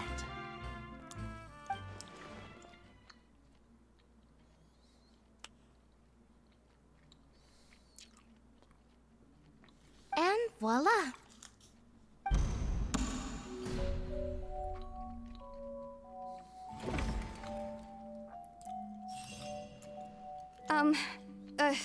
Sorry for the interruption. Wait, isn't that Halsey? So the whole thing about people dissolving wasn't true after all? To be clear, I'm only here because this person told me that if I testified, the merit of doing so would lessen my sentence. I was hiding outside this room listening to the proceedings because I was afraid that I would be the one put on trial. I was just feeling happy that no one had noticed me, and then before I knew it, she caught me. That'll teach you to underestimate us three. Where should I begin? I'm sorry. I'm the one who killed Cowell. I admit it. What? Why? Firstly, my name isn't Halsey. It's Lillian, and I'm originally from Mondstadt. I heard that Linny's show was gonna be a real thriller, but I missed the chance to buy a ticket, so I stole one. That's how I make a living. I steal stuff here and there, and I'd never been caught before. මං කිව්වේ මේ අර හොරා I was කියලා. at the harbor a few days ago, and I barely got away. Lenny was the one who caught me in the act. Hey, no wonder you look familiar. So you were the thief. Liddy even mentioned that you were pretty skilled. Well, and I thought that would have been the end of it, but then the number selector chose me. He even mentioned the Fortress of Meripede. That's a prison, isn't it? So you can imagine how shocked I was. I thought he was onto me for sure. So I played along with the show while looking for an opening to flee, but then I got water poured on me for no reason, and then someone jumped into the tunnel to nab me. I wasn't going to take that lying down, so I knocked him out and stuffed him into the box. There was nowhere to run from there, though, so I had to change my clothes and hide in a box containing performance costumes. I slipped out after the first guard arrived at the scene and continued hiding inside the opera house. Can a person even hide in there?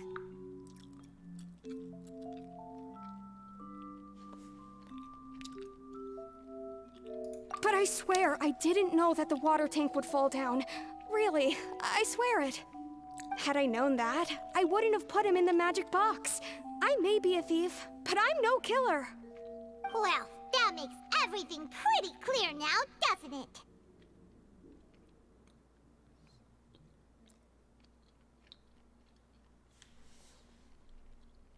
This time, we need to tell the entire story from Lillian's perspective. කලින් එකේ හිටිය හොරා එක තමයි මං කිව්වේ. ඒ අර හොරා කියලා.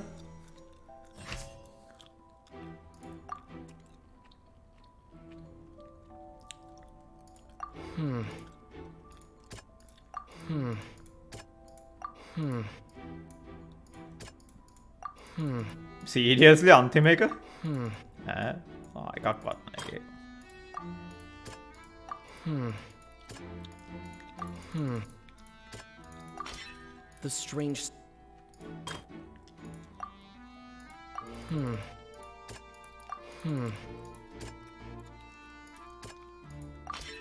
The flower vase was not broken to cover anything up, but was smashed during the struggle between Lillian and Cowell.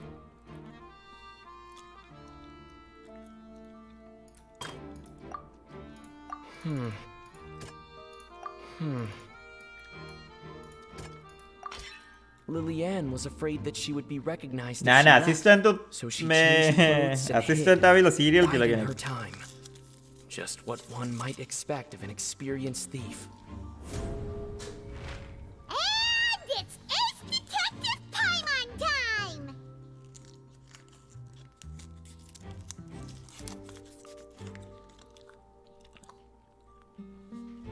Having been selected out of the blue, Lillian panicked.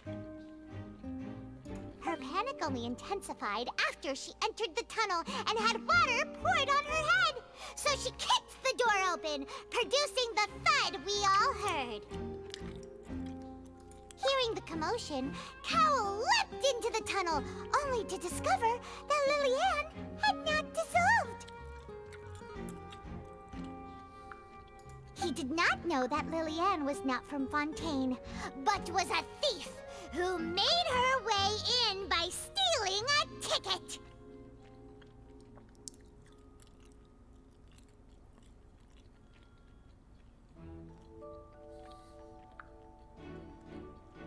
Mistakenly believing that the water from the primordial sea needed time to take effect, he tried to force Lillian back into the box.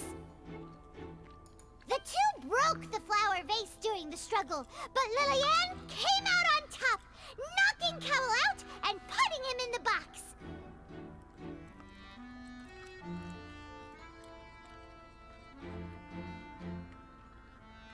With no way of escaping, she changed her clothes and hid in the costume trunk until the performance ended.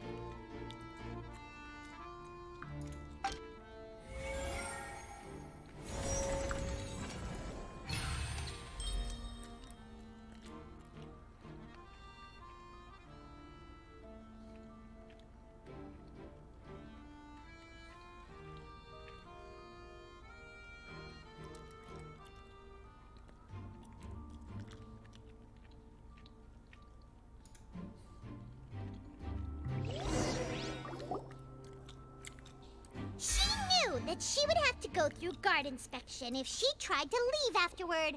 So, she has been trapped in the Opera House these last 2 days.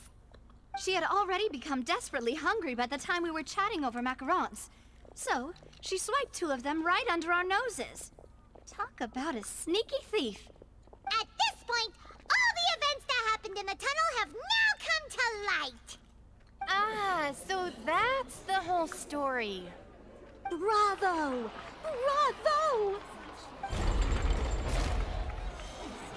Now then, Lady Farina, do you wish to speak against the defense's statements? Please answer the question, Lady Farina. Also, if I may add, the trial has not yet ended. As such, I request that the prosecution not leave the room before the proceedings have concluded. What? Are you reading my mind now? No. I have no further arguments. I admit defeat. But really, could you at least have left me with some dignity? Wow, look at that! She's like a deflated balloon now. If there are no objections, then as the Chief Justice of Fontaine, I shall once again repeat the full sequence of events. The actual perpetrator of the serial disappearances, Cowell, selected his next victim from the audience reservation list. With some modifications to the selector, he could ensure that the pre-selected young woman would be chosen. To cover up any evidence while committing the deed, Cowell thought of allowing the water tank to fall, which would conceal the water left behind after the young woman was dissolved. He also tampered with the rope suspending the water tank, using the fireworks at the end of the performance to cause the tank to drop and hide the watermarks. He poured the water from the primordial sea into a balloon during the preparation of the magic box and stuck it to the box's lid. Finally, he passed the prepared hook on a rope through the gap in the magic box's door when bringing the young woman to said box. When the magic trick officially began, the box containing the woman was lowered into the tunnel, tightening the hook rope and bursting the balloon containing the water. If all had gone to plan, the young woman would be dissolved at this time. However, Lillian was not from Fontaine, and thus fled the box with a loud noise. Realizing that there was trouble, Cowell entered the tunnel and met Lillian. Thinking that the waters had not yet taken effect, he decided to proceed. However, his opponent was more capable than he thought, and he was overcome, knocked unconscious, and placed into the magic box, and thus became his own final victim. Lillian, according to her own statements, then changed clothes and hid until the performance ended, before hiding in other parts of the opera house. As for Linny, he was in the underground structures within the opera house, and was thus ignorant of these happenings. From this reconstruction of events, we can conclude that Linny, the accused, is in fact accused. Assistant ඇවිල්ලා ඌ නිකන් serial killer කෙනෙක්. While there is much in Linny and Lillian's conduct that should still be investigated separately, this case, at least, can be handed over to the Oratrice to make the final decision.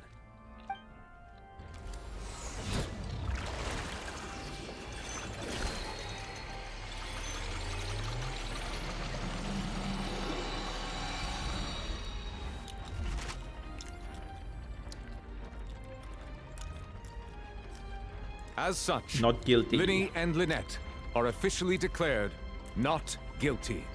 Accused කියන්නේ accused කියන්නේ Great work, partners. Thank you all. Thank you so much. ලංකාවේ එකට කියන්නේ වින්දිතයයි විත්තිකාරයයිද? වින්දිතයා කියන්නේ මේ Next, මොකද්ද? I think we deserve an අයුක්තියට explanation පත් වුණ එක්කෙනා, regarding අයුක්තිය කරපු එක්කෙනා How did තමයි you find the විත්තිකාරයනේ. water from the primordial Accused කියන්නේ sea in විත්තිකාරය මං Linny's හිතන්නේ. baggage? Right! Your discovery caused me to make a serious mistake, you know. Or was that not a discovery, but false evidence that you dared to bring before this court? I suspect that the accomplice mentioned in Cowell's notes was not Linny, but you, yes?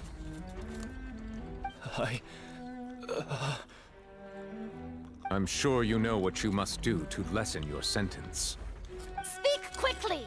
Unless you want to earn yourself a one-way ticket to Coupon Town. I was just following orders. We were supposed to place blame for the serial disappearances onto Linny, and thus cause suspicion to fall on the Fatui. The higher-ups said this was the best opportunity to do so. And now that your plan has fallen through, and the secrets of the water have been revealed, you have become a liability to said higher-ups, yes? Therefore, you would be wise to tell everything you know, and seek the protection of the guards. Yes, I'll tell you everything I know. Our boss discovered that the water can cause people to dissolve. It can also be made into a potion, which when extremely diluted, can cause people to experience unforgettable exhilaration. We've been in this business for a while now, and have made decent more off it. The disappearances were also the boss's idea. I mean, this is the boss we're talking about. The...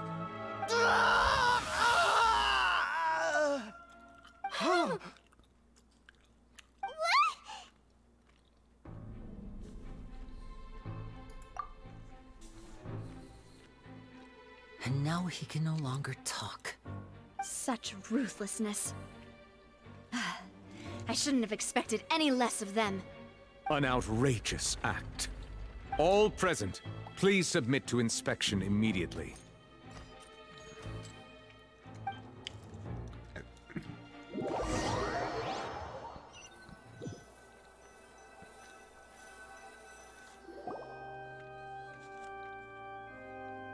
So, we're just going back now? That's true, but... Traveler, Paimon, please wait.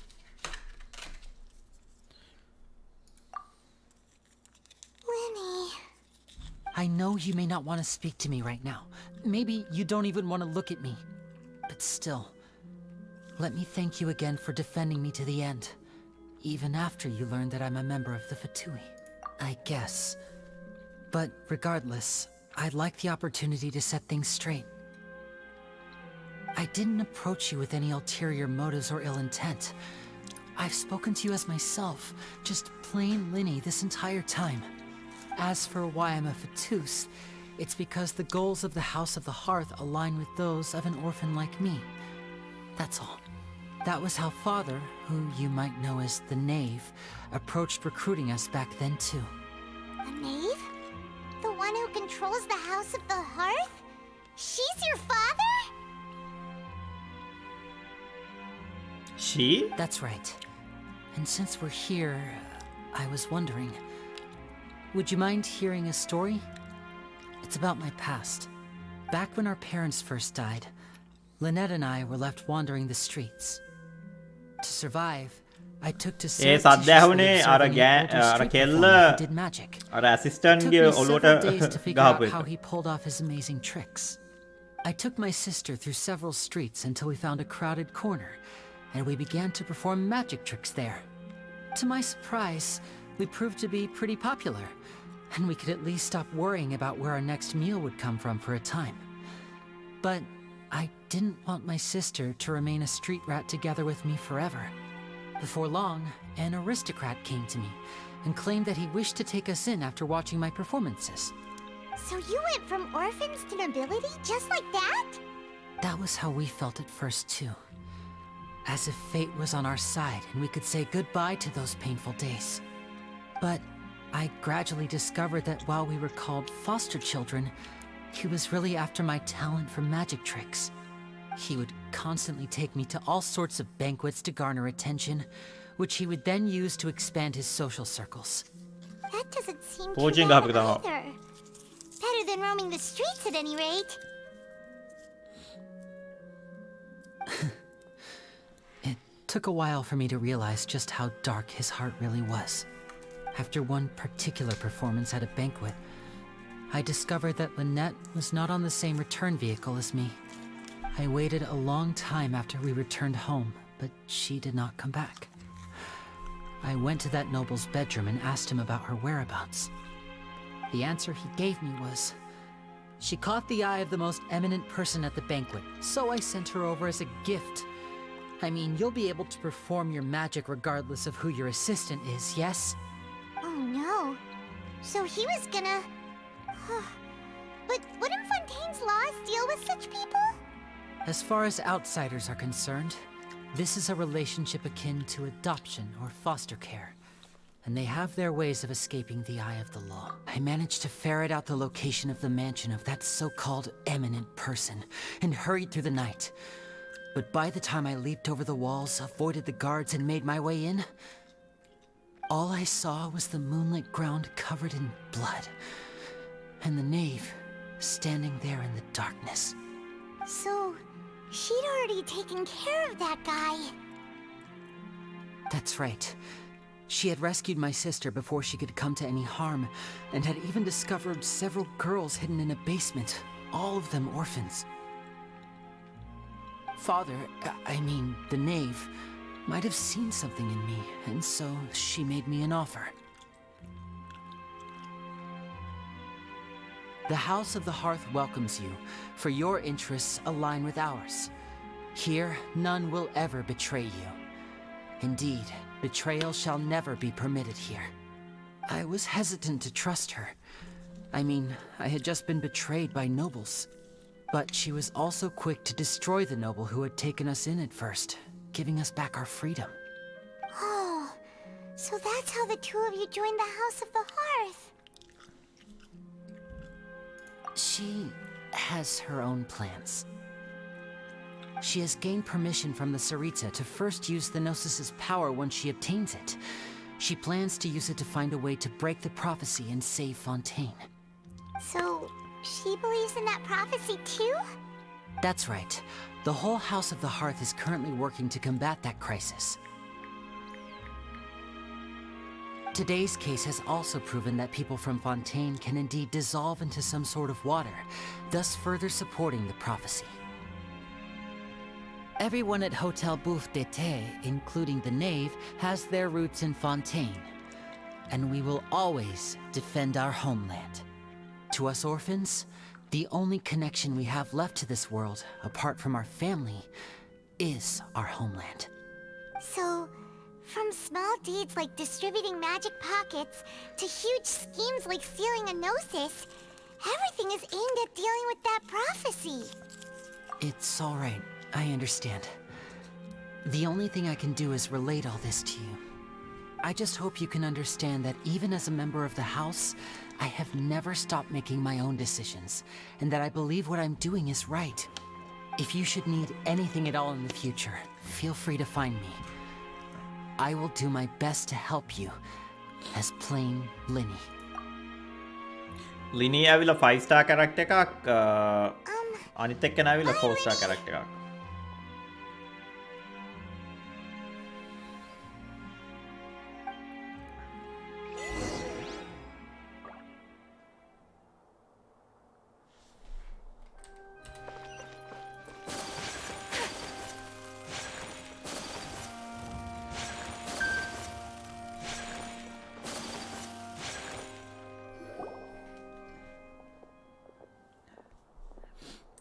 Hey there.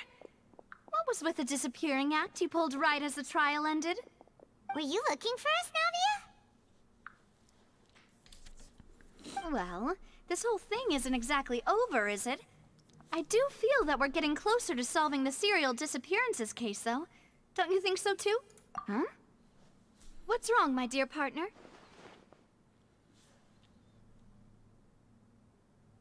Besides, are you sure we're the ones who can crack a case that's been cold for decades now? And given that there's new evidence from the trial, there should be a trail of breadcrumbs for the Hydro Archon's people to follow now, right? Ah. I see. Well, I won't lie. I'm a little shocked to hear that from you. But I suppose you are just travelers who have only arrived in Fontaine after all. Sorry. I might have been too presumptuous. Don't say that, Navia. Ah, and we were having so much fun investigating with you, too. It was like having new waters flowing into a stagnant mire, causing new hope to spring forth, and the reflection in the murk to become clearer. Well, sorry about that. I'm a bit prone to nostalgia. Don't mind me. Wait, shall we have a farewell meal? You know, to commemorate our time as partners? Huh? Do we really need to get that formal? Well, guess you really did treat us as partners, huh? Well, I'd just like to have a proper ending to every important memory. That way there are no regrets later. Anyway, it would just be a meal, so it shouldn't take up too much of your time. You don't have to twist Paimon's arm. If Boss Navia's treating, count Paimon in! Oh, wonderful. In that case, why don't we return to the Court of Fontaine and head to the Hotel de Boer? I believe we'll make it just in time for dinner. All right then, let's have our farewell meal. Let's have a farewell meal.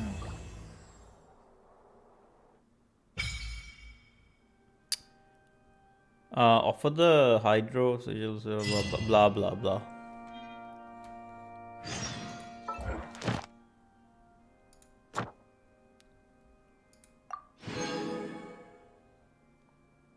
පුල්ල එකක් හම්බුණා.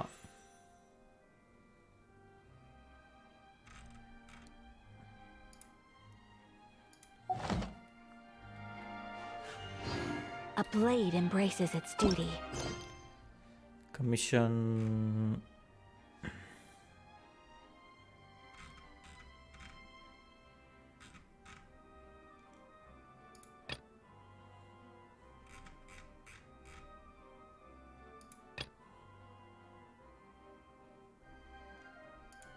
As a jeweler,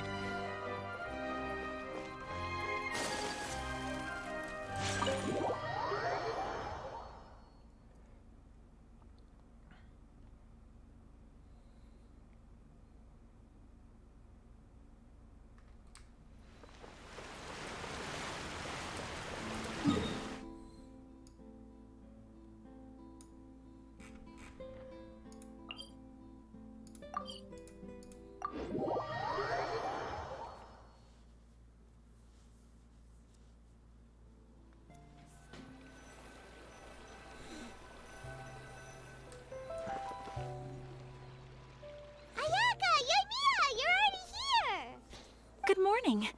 Xavier said yesterday afternoon went well.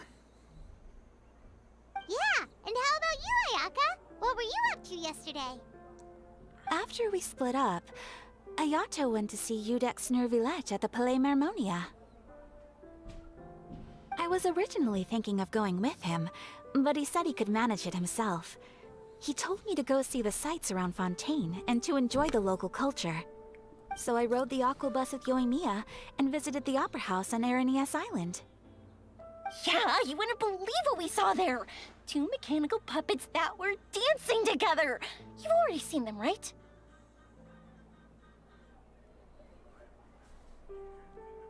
Yeah, those two! Amazing, aren't they? We sat and watched for quite a while. It was mesmerizing. Like we could keep watching them forever. Oh, it was the same for us the first time we saw them, too! Afterwards, we went swimming at the beach! Well, diving, to be exact. It was the first time I ever breathed underwater! I held Ayaka's hand and we counted down together. 3, 2, 1, and then splash! We were beneath the waves.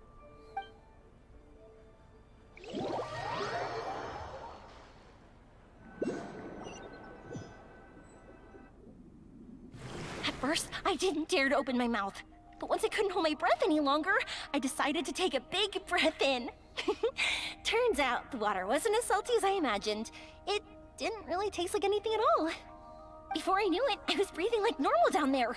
It was an amazing feeling. Ayaka said I was too nervous and needed to loosen my grip. She got used to everything way faster than I did. I knew that the Traveler could do it, so I had no doubt we could do it too. That helped me feel at ease as soon as we dove in.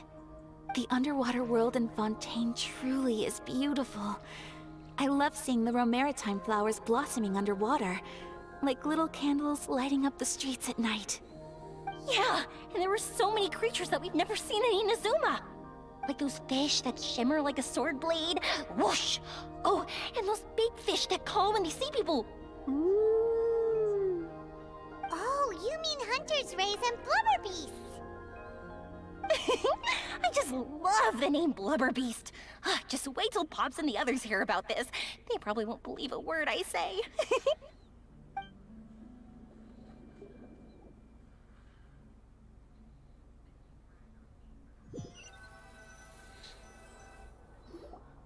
Yoimiya was down there for quite a while. It was dark before we finally rode the aquabus back to the city. I figured she'd want to sleep in today. Yeah, even I was worried I wouldn't be able to get up. I still felt like I was drifting in the waves when I went to sleep last night. But as soon as I woke up today, I remembered that we'd all be shooting a film together, and I was ready to go. Speaking of the film, where's everybody else? My brother and Xavier were speaking to the restaurant owner about using the place as a filming location. They should be here soon. As for the others, We're here. Please excuse my tardiness. I just finished the Special Patrol's 6-mile morning jog. Wait, 6 miles? I'm so tired. I heard you all chatting, so I decided to come down. I sure could use some of that endless energy everyone else has. Good morning, everyone. Morning. Can someone fetch me a cup of coffee? More milk, hold the sugar. Sure. I'd be happy to do that for you. No, you can't go anywhere. Please, have a seat over here so I can get started on your makeup. The last thing I want is coffee stains on my costumes. මේගොල්ලොත් මේ characters ටිකක් Perfect job for an assistant. කලින් මේ බැනර්ස් වල හිටපු.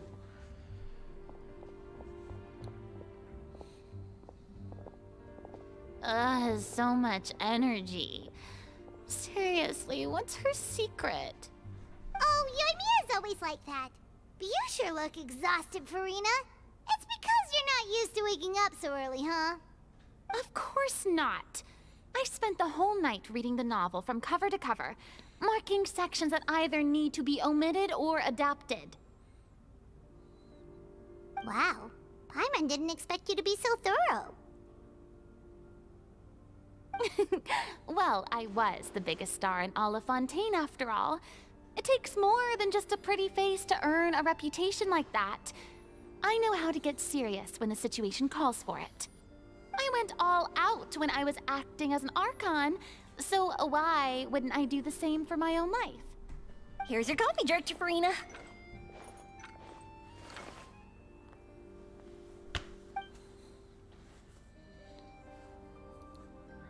Oh, thank you. The sound of being called director and the aroma of coffee feels almost as refreshing as hearing the birds chirping in the morning. Ah, it seems everyone has managed to arrive on time. We've reached an agreement with the restaurant owner. We are free to use the second floor to shoot our film. Really? That's great! He is really looking forward to our film, and hopes that providing his restaurant as a filming location will attract more customers. Well then, Mr. Xavier, I'll leave the rest to you. Okay, thanks. First, I'd like to introduce our new members. This is our prop manager, Veronique. She'll be in charge of all the film's props and items. And this is Bonneau, our lighting technician. He'll be in charge of lighting and illumination to set up each scene's atmosphere. Wow, sure feels like we have some real professionals joining the crew now. First of all, please allow me to first express my sincerest gratitude to everyone in the crew. When my investor informed me yesterday that he wouldn't be able to provide the funds, I really thought that this was the nail in the coffin for this film. I had no idea that I'd find so many people willing to help me on such short notice. Thank you. Thank you all from the bottom of my heart. No need to be so cordial, Mr. Xavier. We're all honored to be a part of this. Your works made a profound impression on me when I saw them back in Inazuma. I am sure that someday, this film will be remembered as a prime example of cultural exchange between Fontaine and Inazuma. Yes, the story is the reason I agreed to join. I can't bear to even imagine what this film would look like without the very best director. Anyway, I would like to make a promise to everyone that as the producer of this film, I'll do whatever I can to ensure that everything goes as smoothly as possible. This is not just my film. It also embodies the thoughts and feelings of every person here, as well as the endless effort we are about to pour into it. So, without further ado, The Two Musketeers will officially begin filming now! You may take it from here, Director Farina. All right, listen up, everyone.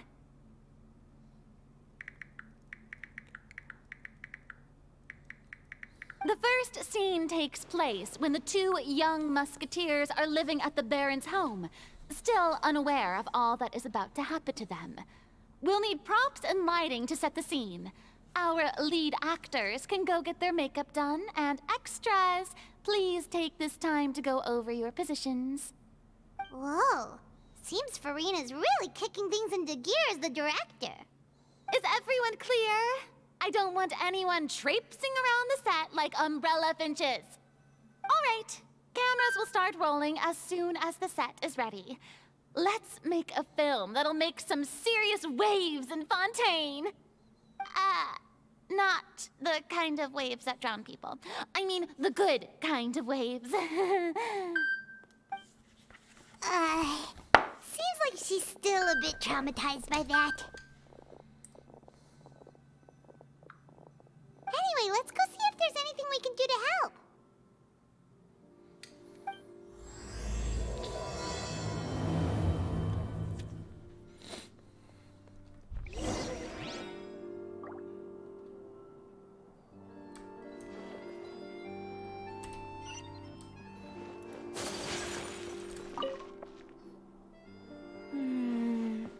Chiori. Chiori. මෙයත් මං හිතන්නේ බැන එක. Ayaka has මේ mentioned you to me මෙතන ඉන්න before. හැමෝම බැනසලා හිටපු She කට්ටිය. said that you two were great friends when you were kids. No talking. I'm thinking about how to do your eyeshadow. Ah, yes. To help me really look the part. To achieve a more young and naive look for this scene. Are you saying the wrinkles around my eyes are too deep? You just have too much of a calculating look in your eyes. You sure don't mince your words. It seems you really haven't changed much. Quiet.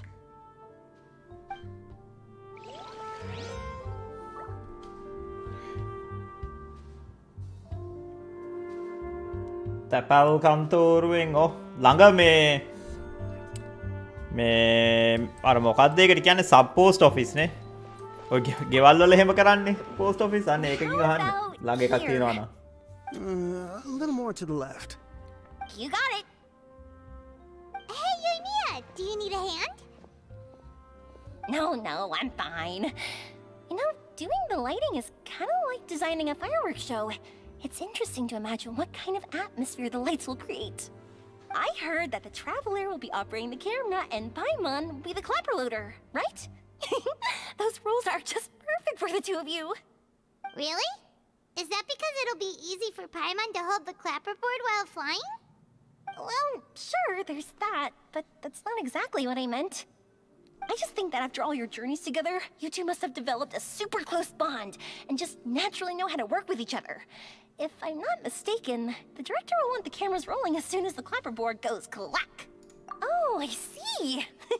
It's amazing to see the magic behind filmmaking. Yoimiya, we need lights over there too. Oh, on it! I've got to get back to work. Chat with you later. Oh, it's exciting to see so many people working together to bring the film to life.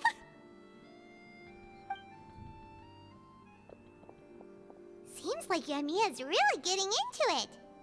But she was right. We do have a super close bond, don't we? Paimon's really happy to hear that.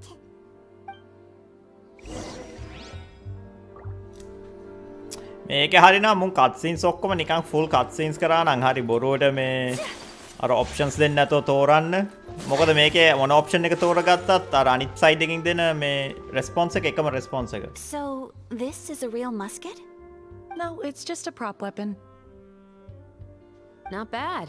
Have you seen a real musket before? Only in books and newspapers.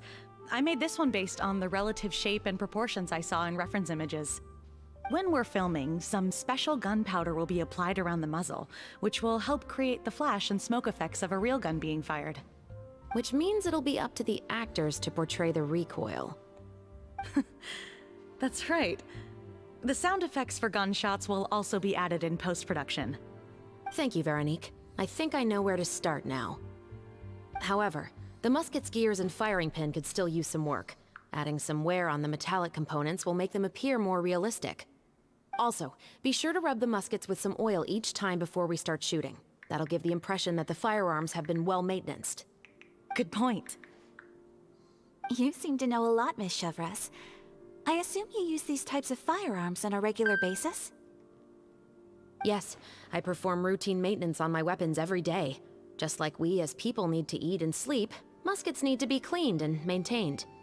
I also perform similar care for my sword every day, and familiarize myself with its shape and weight, to the point where it feels like a natural extension of my body. Yes, this way, our weapons will never betray us in the heat of battle. Yes, well said. It seems we have the same philosophy on this topic. Oh, sounds like they found a common interest to talk about. Though these props differ from the muskets I use, I can still give you some pointers. Good. I look forward to your instruction. First and foremost, never point the weapon at anyone, regardless of whether it's a real or prop weapon, or whether you're holding it or it's on the table.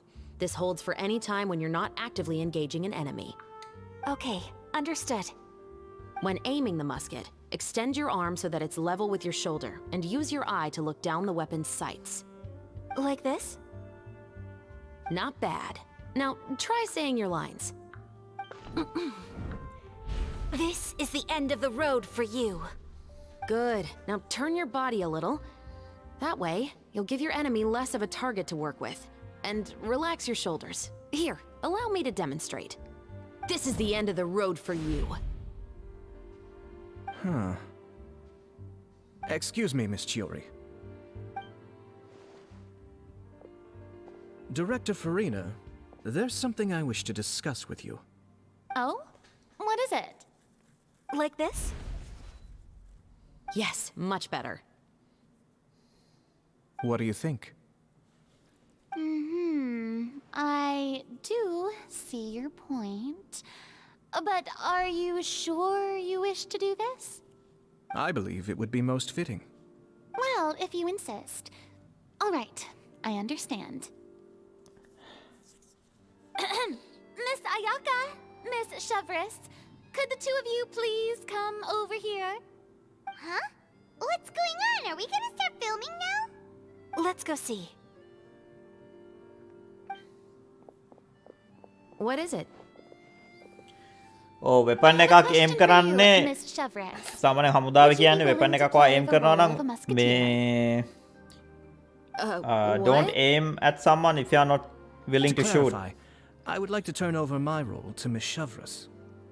ඒක හින්දා ඔයා weapon එකක් එම් කරනවා කියන්නේ ඔයා වෙඩි තියන්නේ නැත්තම් කවමදාකවත් I actually view weapon this එක as a good එම් කරන්න එපා කියලා I සාමාන්‍ය was කියන්නේ. becoming troubled trying to set aside some සාමාන්‍ය time නෙමෙයි to ඒක speak තමා to the weapon staff at the මේ Palais Harmonia. I මොකද්ද would like to have some handling නිකන් conversations standard about the procedure එක. cultural exchange ඒ between වගේම our two තමා ඔයාගේ countries. And I've heard that the bureaucratic ඇඟිල්ල process trigger here එකට can get තියන්නේ වෙඩි තියන්න rather යනවා නම් complicated. විතරයි.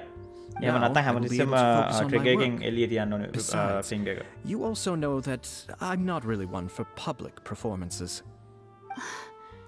Are you really sure? From a director's point of view, I also felt like the relationship between the two musketeers in the original story could be improved.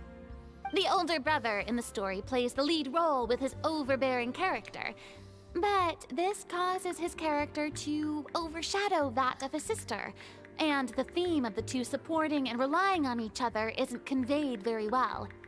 But if we were to change the siblings to two sisters of a similar age, then that aspect of the story might come through more clearly. Also, I've seen you instructing Ayaka. That cold and dignified personality is exactly what we need for the older musketeer. Of course, even with all these insights, the decision should still be made by Miss Chevres. Chevres mentioned that she really likes the story, right? Paimon bets that she මේ picked මේ the role. මේ මේ option ඇවිල්ලා නිකන් බොරු වැඩක්. ඒගොල්ලන්ට මේක සම්පූර්ණයෙන්ම නිකන් කට් සීන් එකක් කරා නම් හරි. All right, I'll take the role. Good. It's decided then. I'll get started on making edits to the script. We'll also need to make some immediate adjustments to the lighting, props, and costumes. I have a feeling that our adaptation will be even better than the original story. You're doing a great favor for me, Miss Chevres. You have my gratitude. Don't mention it. I like this character, so if anything, I should be the one thanking you. Well, ෂවරස්ගේ since my brother is element the එක one who වදන්න brought මං up ඒක the දැක්කේ idea, නෑ මේ I suppose there's no need to worry. මෙද Let's go, Miss Chevres. I මෙයා look මං forward to හිතන්නේ working with ice you. Please, අනිත් just දෙන්න call me හයිඩ්‍රෝ Chevres. වතුර Seems like you're really going out of your way to solve the problem I was having with your makeup. Surely you jest, Chiori. I assure you that I was mostly motivated by a desire to spend more time on formal business. Oh, come on. You මෙයාගේ know I can get by geo that. According to what I've heard from Ayaka, her brother is someone who can juggle 10 different matters at the same time. I'm sure you have other reasons for backing out. Perhaps. Ayaka always said she wanted to go out and see more of the world just like the traveler. But I feel that she needs not only to see other nations, but also to make some different kinds of friends. I think it would be harder for her to make new connections with me constantly by her side. I would like to give her some space. All right, go on. Spoil her some more. Ayato, it's too bad you're stepping down from the role. Paimon really wanted to see you act as a musketeer. No need to poke fun at me. I'd wager that you also felt that I wasn't the best candidate for the role. It's a little hard for Paimon to imagine you saying this line. මේක ඇවිල්ලා එක dialogue option එකක් තියෙන්නේ. Yes, I've made an appointment to meet some people from the Palais Mermonia. Now, I will have some more time to prepare. Traveler, get the camera ready. Paimon, get the clapperboard. Actors, to your positions. We're about to start shooting the first scene. Go on now. And please take good care of Ayaka. Yep, don't worry. Thank you. I look forward to seeing the film when it's finished. All right. Now that we're all here, let me help set the scene for everyone. ඉස්සර ලංකාවේ හිටියා ඔය ගෙන්ෂින් මේ ලොකු community එකක්. දැන් ඒකත් නැද්ද කොහෙද? මං හිතන්නේ අර ෆෝන් එහෙම මේ චොර වෙන හින්දා. They've been ostracized and verbally abused by others in the household, but they still have no idea why. We want to capture how naive and innocent they are despite their pain. Chevres will be playing the role of the older sister, Tulip, and Ayaka will be the younger sister, Iris. Be sure to get close-ups of the main characters at the right moment. Silence on the set! Lights! Camera! Action! Let's go! Tulip, Mother's been out for quite a while now. Perhaps she went to pick some flowers on the way home. You know how she loves flowers. Iris, Tulip! I'm home!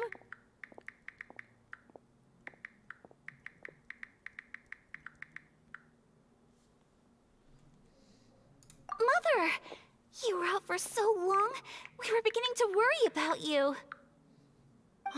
I'm sorry, but I'm back now, safe and sound. Here, I brought your favorite treat, apple turnovers. Mother, what are those bruises on your hand? Huh? What bruises? Oh, I must have bumped into something while I was working yesterday. But I didn't phone එකක් ගන්නත් දැන් ලංකාවේ එක්කෝ මොකක් හරි crypto scam එකක් කරන්න ඕනේ නැත්නම් කුඩු විකුණන්න ඕනේ නැත්නම් පාර්ලිමේන්තුවට යන්න By the ඕනේ. way, did you have fun playing at home? What's the matter, Iris? Well, we've realized that no one really wants to play with us. They even took Iris's doll and spat at us. And they even called us names. They said we were... Shh. It's all right. Don't worry. Girls, it doesn't matter what anyone says. Don't listen to them. No one can define you with such words. You both have wonderful lives ahead of you. Just like your names. You will both blossom like beautiful flowers. අනික දැන් අලුතින් එන game වල battery එක එහෙම වෙනස් කරන්නත් බෑනේ නිකන් මේ ඉස්සර වගේ. But one day, you two will bloom more beautifully than anything else. Don't let the soil you're in now ruin your future beauty. Understand? My dear daughters. And cut! Not bad. The actors' emotions were all on point. Let's keep that take. Also, if our clapper loader could avoid shouting at the start of the scene next time. Oh, got it. එහෙ දැන් iPhone 15 Pro Max එකක් කීයද ලක්ෂ 10ක් විතර වෙනවා ඇතිනේ 10ක් 12ක්. Chevres? I felt fine. The lines weren't too difficult at all. Seems like Farina must have adapted the role nicely. Storage එක අඩුම. You two were great. I couldn't tell it was your first time acting in a film. You should have more confidence. Thank you for your encouragement. Positions, everyone! We'll move on to the next scene after we try a few more camera angles.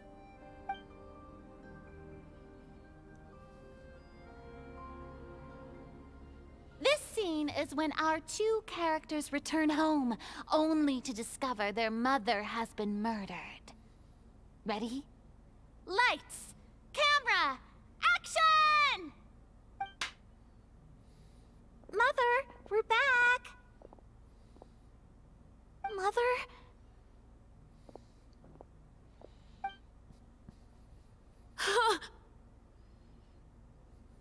What's wrong, Tulip? Iris, stay away! Huh? Why? What's... Mother! Mother... She's... Huh? There's poison in this cup. Huh? I could have sworn I've seen this kind of cup before. Those aristocrats. They didn't even try to cover up their actions. උන් මේ බොරුවට phone ටික හංගන් ඉන්නවලුනේ මේ අර බොරුවට එතකොට පරණ ගෙන ආපු ස්ටොක් එකත් අලුත් ප්‍රයිස් එකට විකුණන්න පුළුවන් නේ. Iris, we need to leave this place. Leave? But now that Mother is gone, where can we හැබැයි go? ටැක්ස් වැඩි කරන එකෙන් වෙන්නේ ලංකාවේ මේ ඔය ෆෝන් නමානන් වලට තියෙන බ්ලැක් මාකට් එක ලොකු වෙනවා බලන්නකෝ. දැන් ඔය සිගරට් අරක්කු වලට වෙන්නෙත් එහෙමනේ. දැන් කසිප් එහෙම පොපියුලර් වෙන්න හේතුව ඇවිල්ලා අර නෝමල් අරක්කු වල ගාන වැඩි වෙන්න බ්ලැක් මාකට් කසිප් වලට තියෙන ඩිමාන්ඩ් එක වැඩි වෙනවා. Come on, let's go. No, wait. We can't just leave Mother here like this. At least let me leave this rose with her. That's why we went out in the first place. To buy her this flower. All right. Goodbye, Mother. We'll avenge you. Someday. And cut! Beautiful! Great performance! Oh my, you're so amazing, Ayaka! And were those real tears I saw? How did you do it? I was surprised too. Thank you for the kind compliments. Actually, as soon as Director Farina said action, I told myself not to think about anything. I just felt the weight of the moment and became the character. It's quite similar to practicing the art of the sword. You clear your mind and focus only on what's happening in front of you. Ayaka's performance was amazing. Have I discovered an acting prodigy? Pipe down, everyone! We need to move on to the next scene!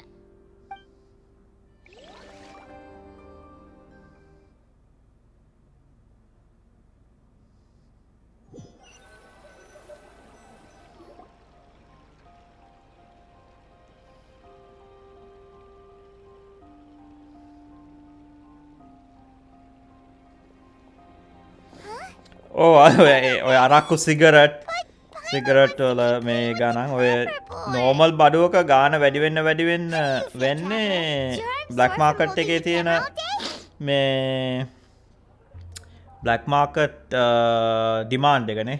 Demand එක වැඩි වෙනවා. ගාන අඩුයිනේ. Good work, you two. You too, Severus. You were quite the actress today. I've read this novel many times before. I have a good grasp of my character's mindset. Anyway, do you remember my request from yesterday? Oh, right! We were having so much fun that Paimon nearly forgot! You have a case where the murders seem really similar to the cases in the novel, right? So, how are they similar exactly? In the story, the main characters grow up to become two musketeers, always using their guns to carry out their revenge. And on each of the victims, they place a rainbow rose as a signal that they've returned. Yes, that's correct. We found rainbow roses just like in the novel. Seems like you're connecting the dots now. Oh, that does sound pretty concerning. Especially after seeing the script today. Oh, now Paimon can't stop wondering what kind of ulterior motive the murderer might have. What do you think, Traveler? You're smart. Paimon wants to hear your thoughts.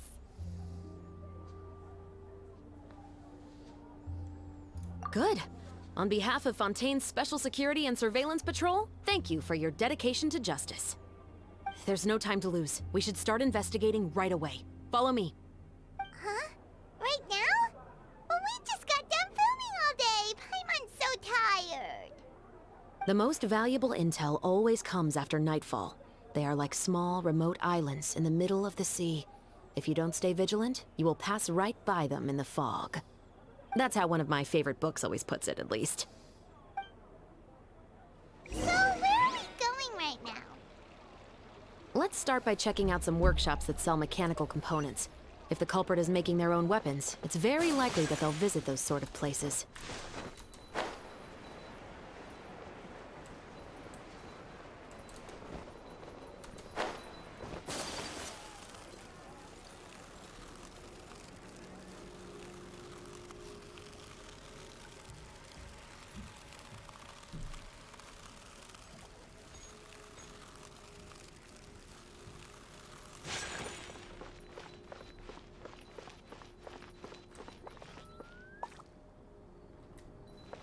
මෙයා හැවිදිද්දී අර තියෙන bells ටික ටික කිලින් ගන්නවා.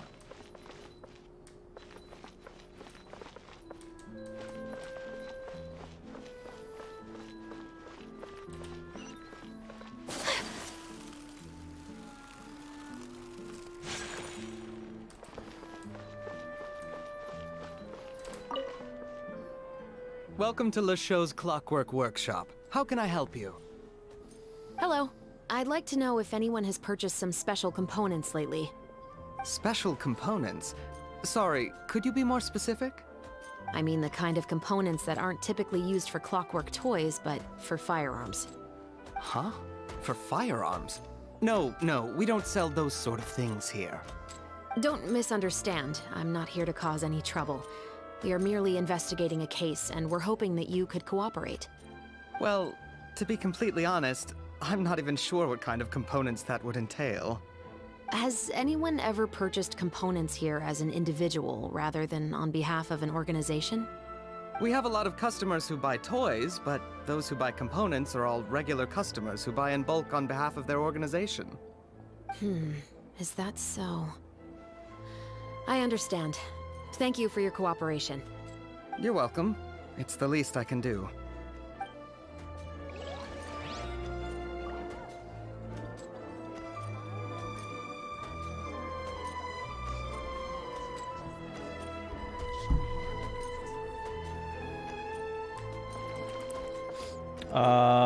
Complete the quest. Automatic. කොහෙද? ටද යන්න කියන්නේ?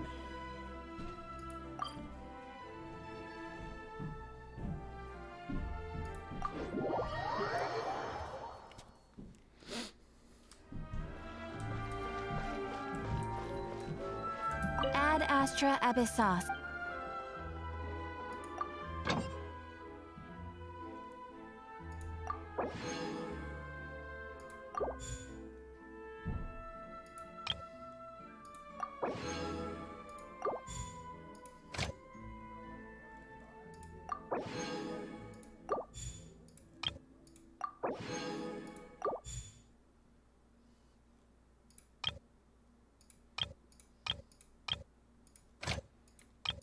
More carrots.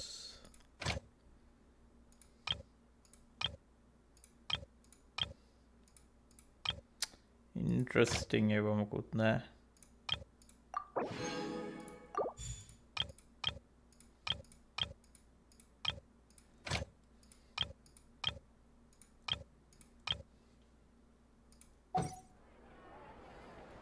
Ad Astra Abyssos.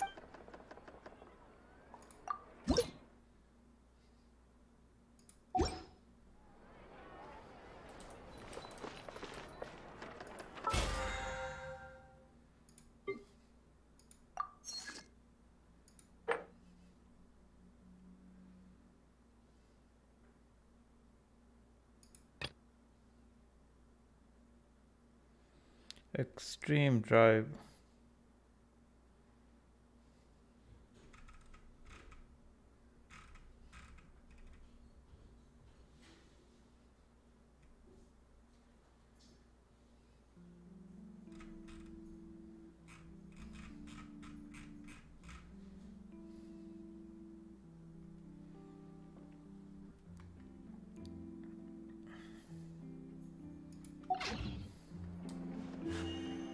A blade embraces its duty, as a jeweler cherishes their gems. Semi-automatic forging.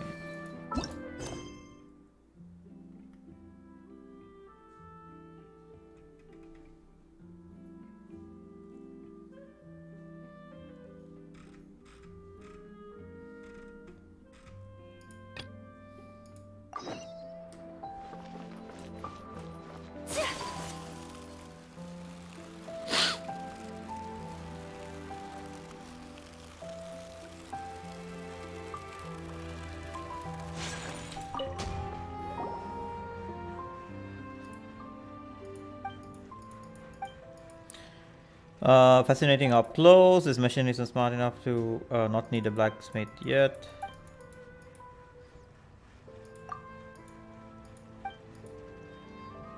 So you're the blacksmith, you're not just a boss. Wear hats.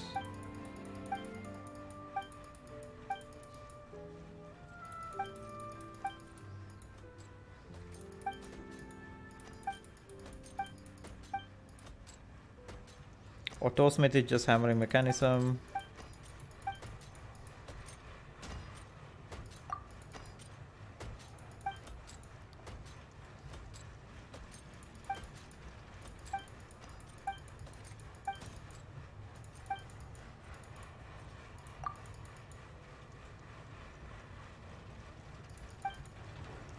මේක නිකන් forging අර මේක quest complete හරියලා කිව්වා.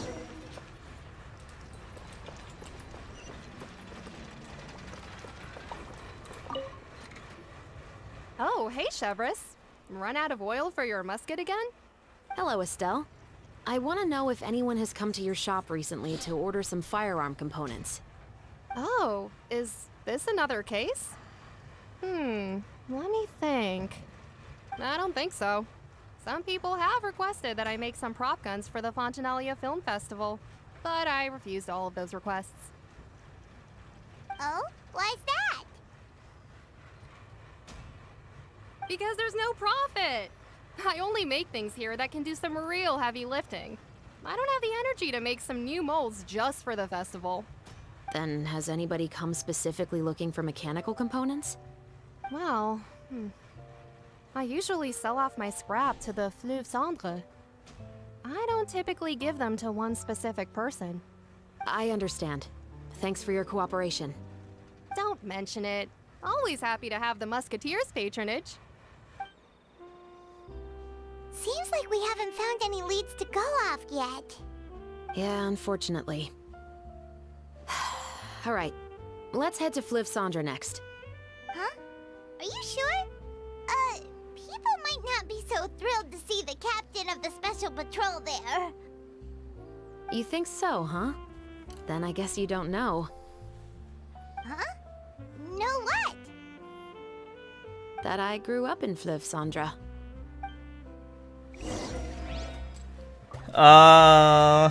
මොකද්ද තුවක් කොර තුවක් ගල් කටස් හදන මොකක් හරි සීන් එකක් මේනේ ඉන්වෙස්ටිගේට් කරන්න.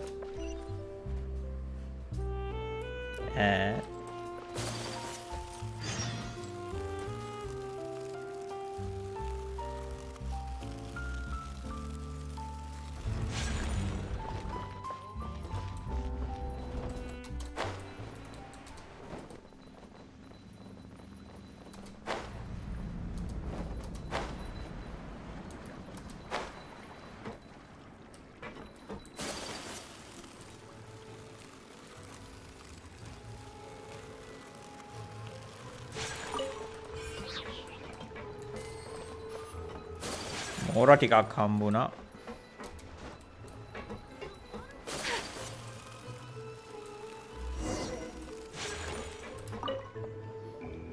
Hello. මේ අයිස් කට්ටියගේ මේ රනින් එක මාරුස මේ මොකද මේගොල්ලෝගේ අර පොළොව යටින් යන්නේ අයිස් වල ඒක ඇවිල්ලා නිකන් සෙකන්ඩරි මේ රනින් ඇනිමේෂන් එකක්. It's the truth. Here. Take this as my guarantee. Wait, did Paimon just see what she thinks she saw? Is the captain of the special patrol bribing a citizen? Seems you're different from the other guards. What do you want to know? Have you heard anything related to muskets in Fleuve Cendre lately? Anything at all? Muskets, huh? All I know is that about 2 weeks ago, we started hearing some loud noises at night. So loud that it's been waking me up. Were they gunshots? Possibly. It's hard to tell around here. Someone's house collapsing, a pipe exploding somewhere, it's all the same. But the noises I'm talking about definitely happened after I fell asleep. Do you know where the noises were coming from? I don't remember clearly. Is it that you don't remember, or that you need to think about it some more? You tell me. Then please, think about it some more. She's giving her even more Mora!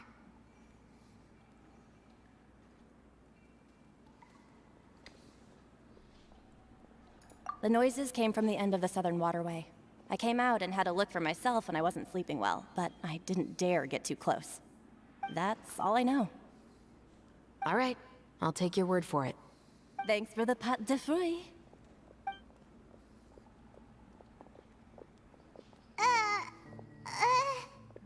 No need to be surprised. I grew up here, remember? I know how to get people around here to talk.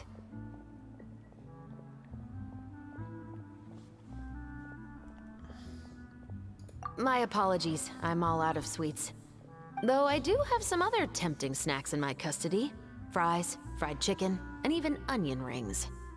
But taking care of junk food is my responsibility. You're better off sticking to your normal, nutritious diet. Now then, let's keep going.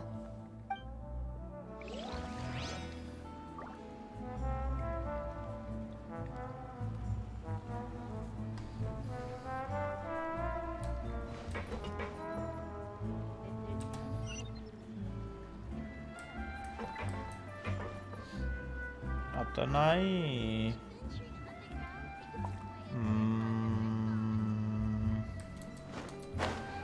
Fast travel point එකක් තියෙනවා.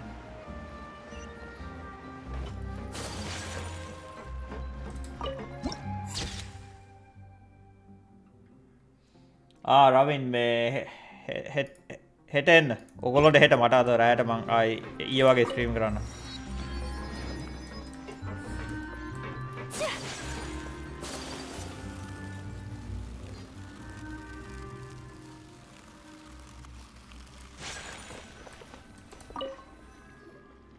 What's all this? Some broken planks and barrels, as well as some liquor bottles? Yes, but have a closer look, Paimon. Even though somebody has purposefully tried to clean them up, these are obviously marks from musket bullets. In other words, someone was here trying to improve their shot. They were using the barrels and bottles for target practice. Could it have been the killer? Your guess is as good as mine. Although many people at Fleuve Sandra own guns, few hide the fact from others. And even fewer would go to such lengths to hide markings from practice shots. Anyway, let's go. There might be more to this.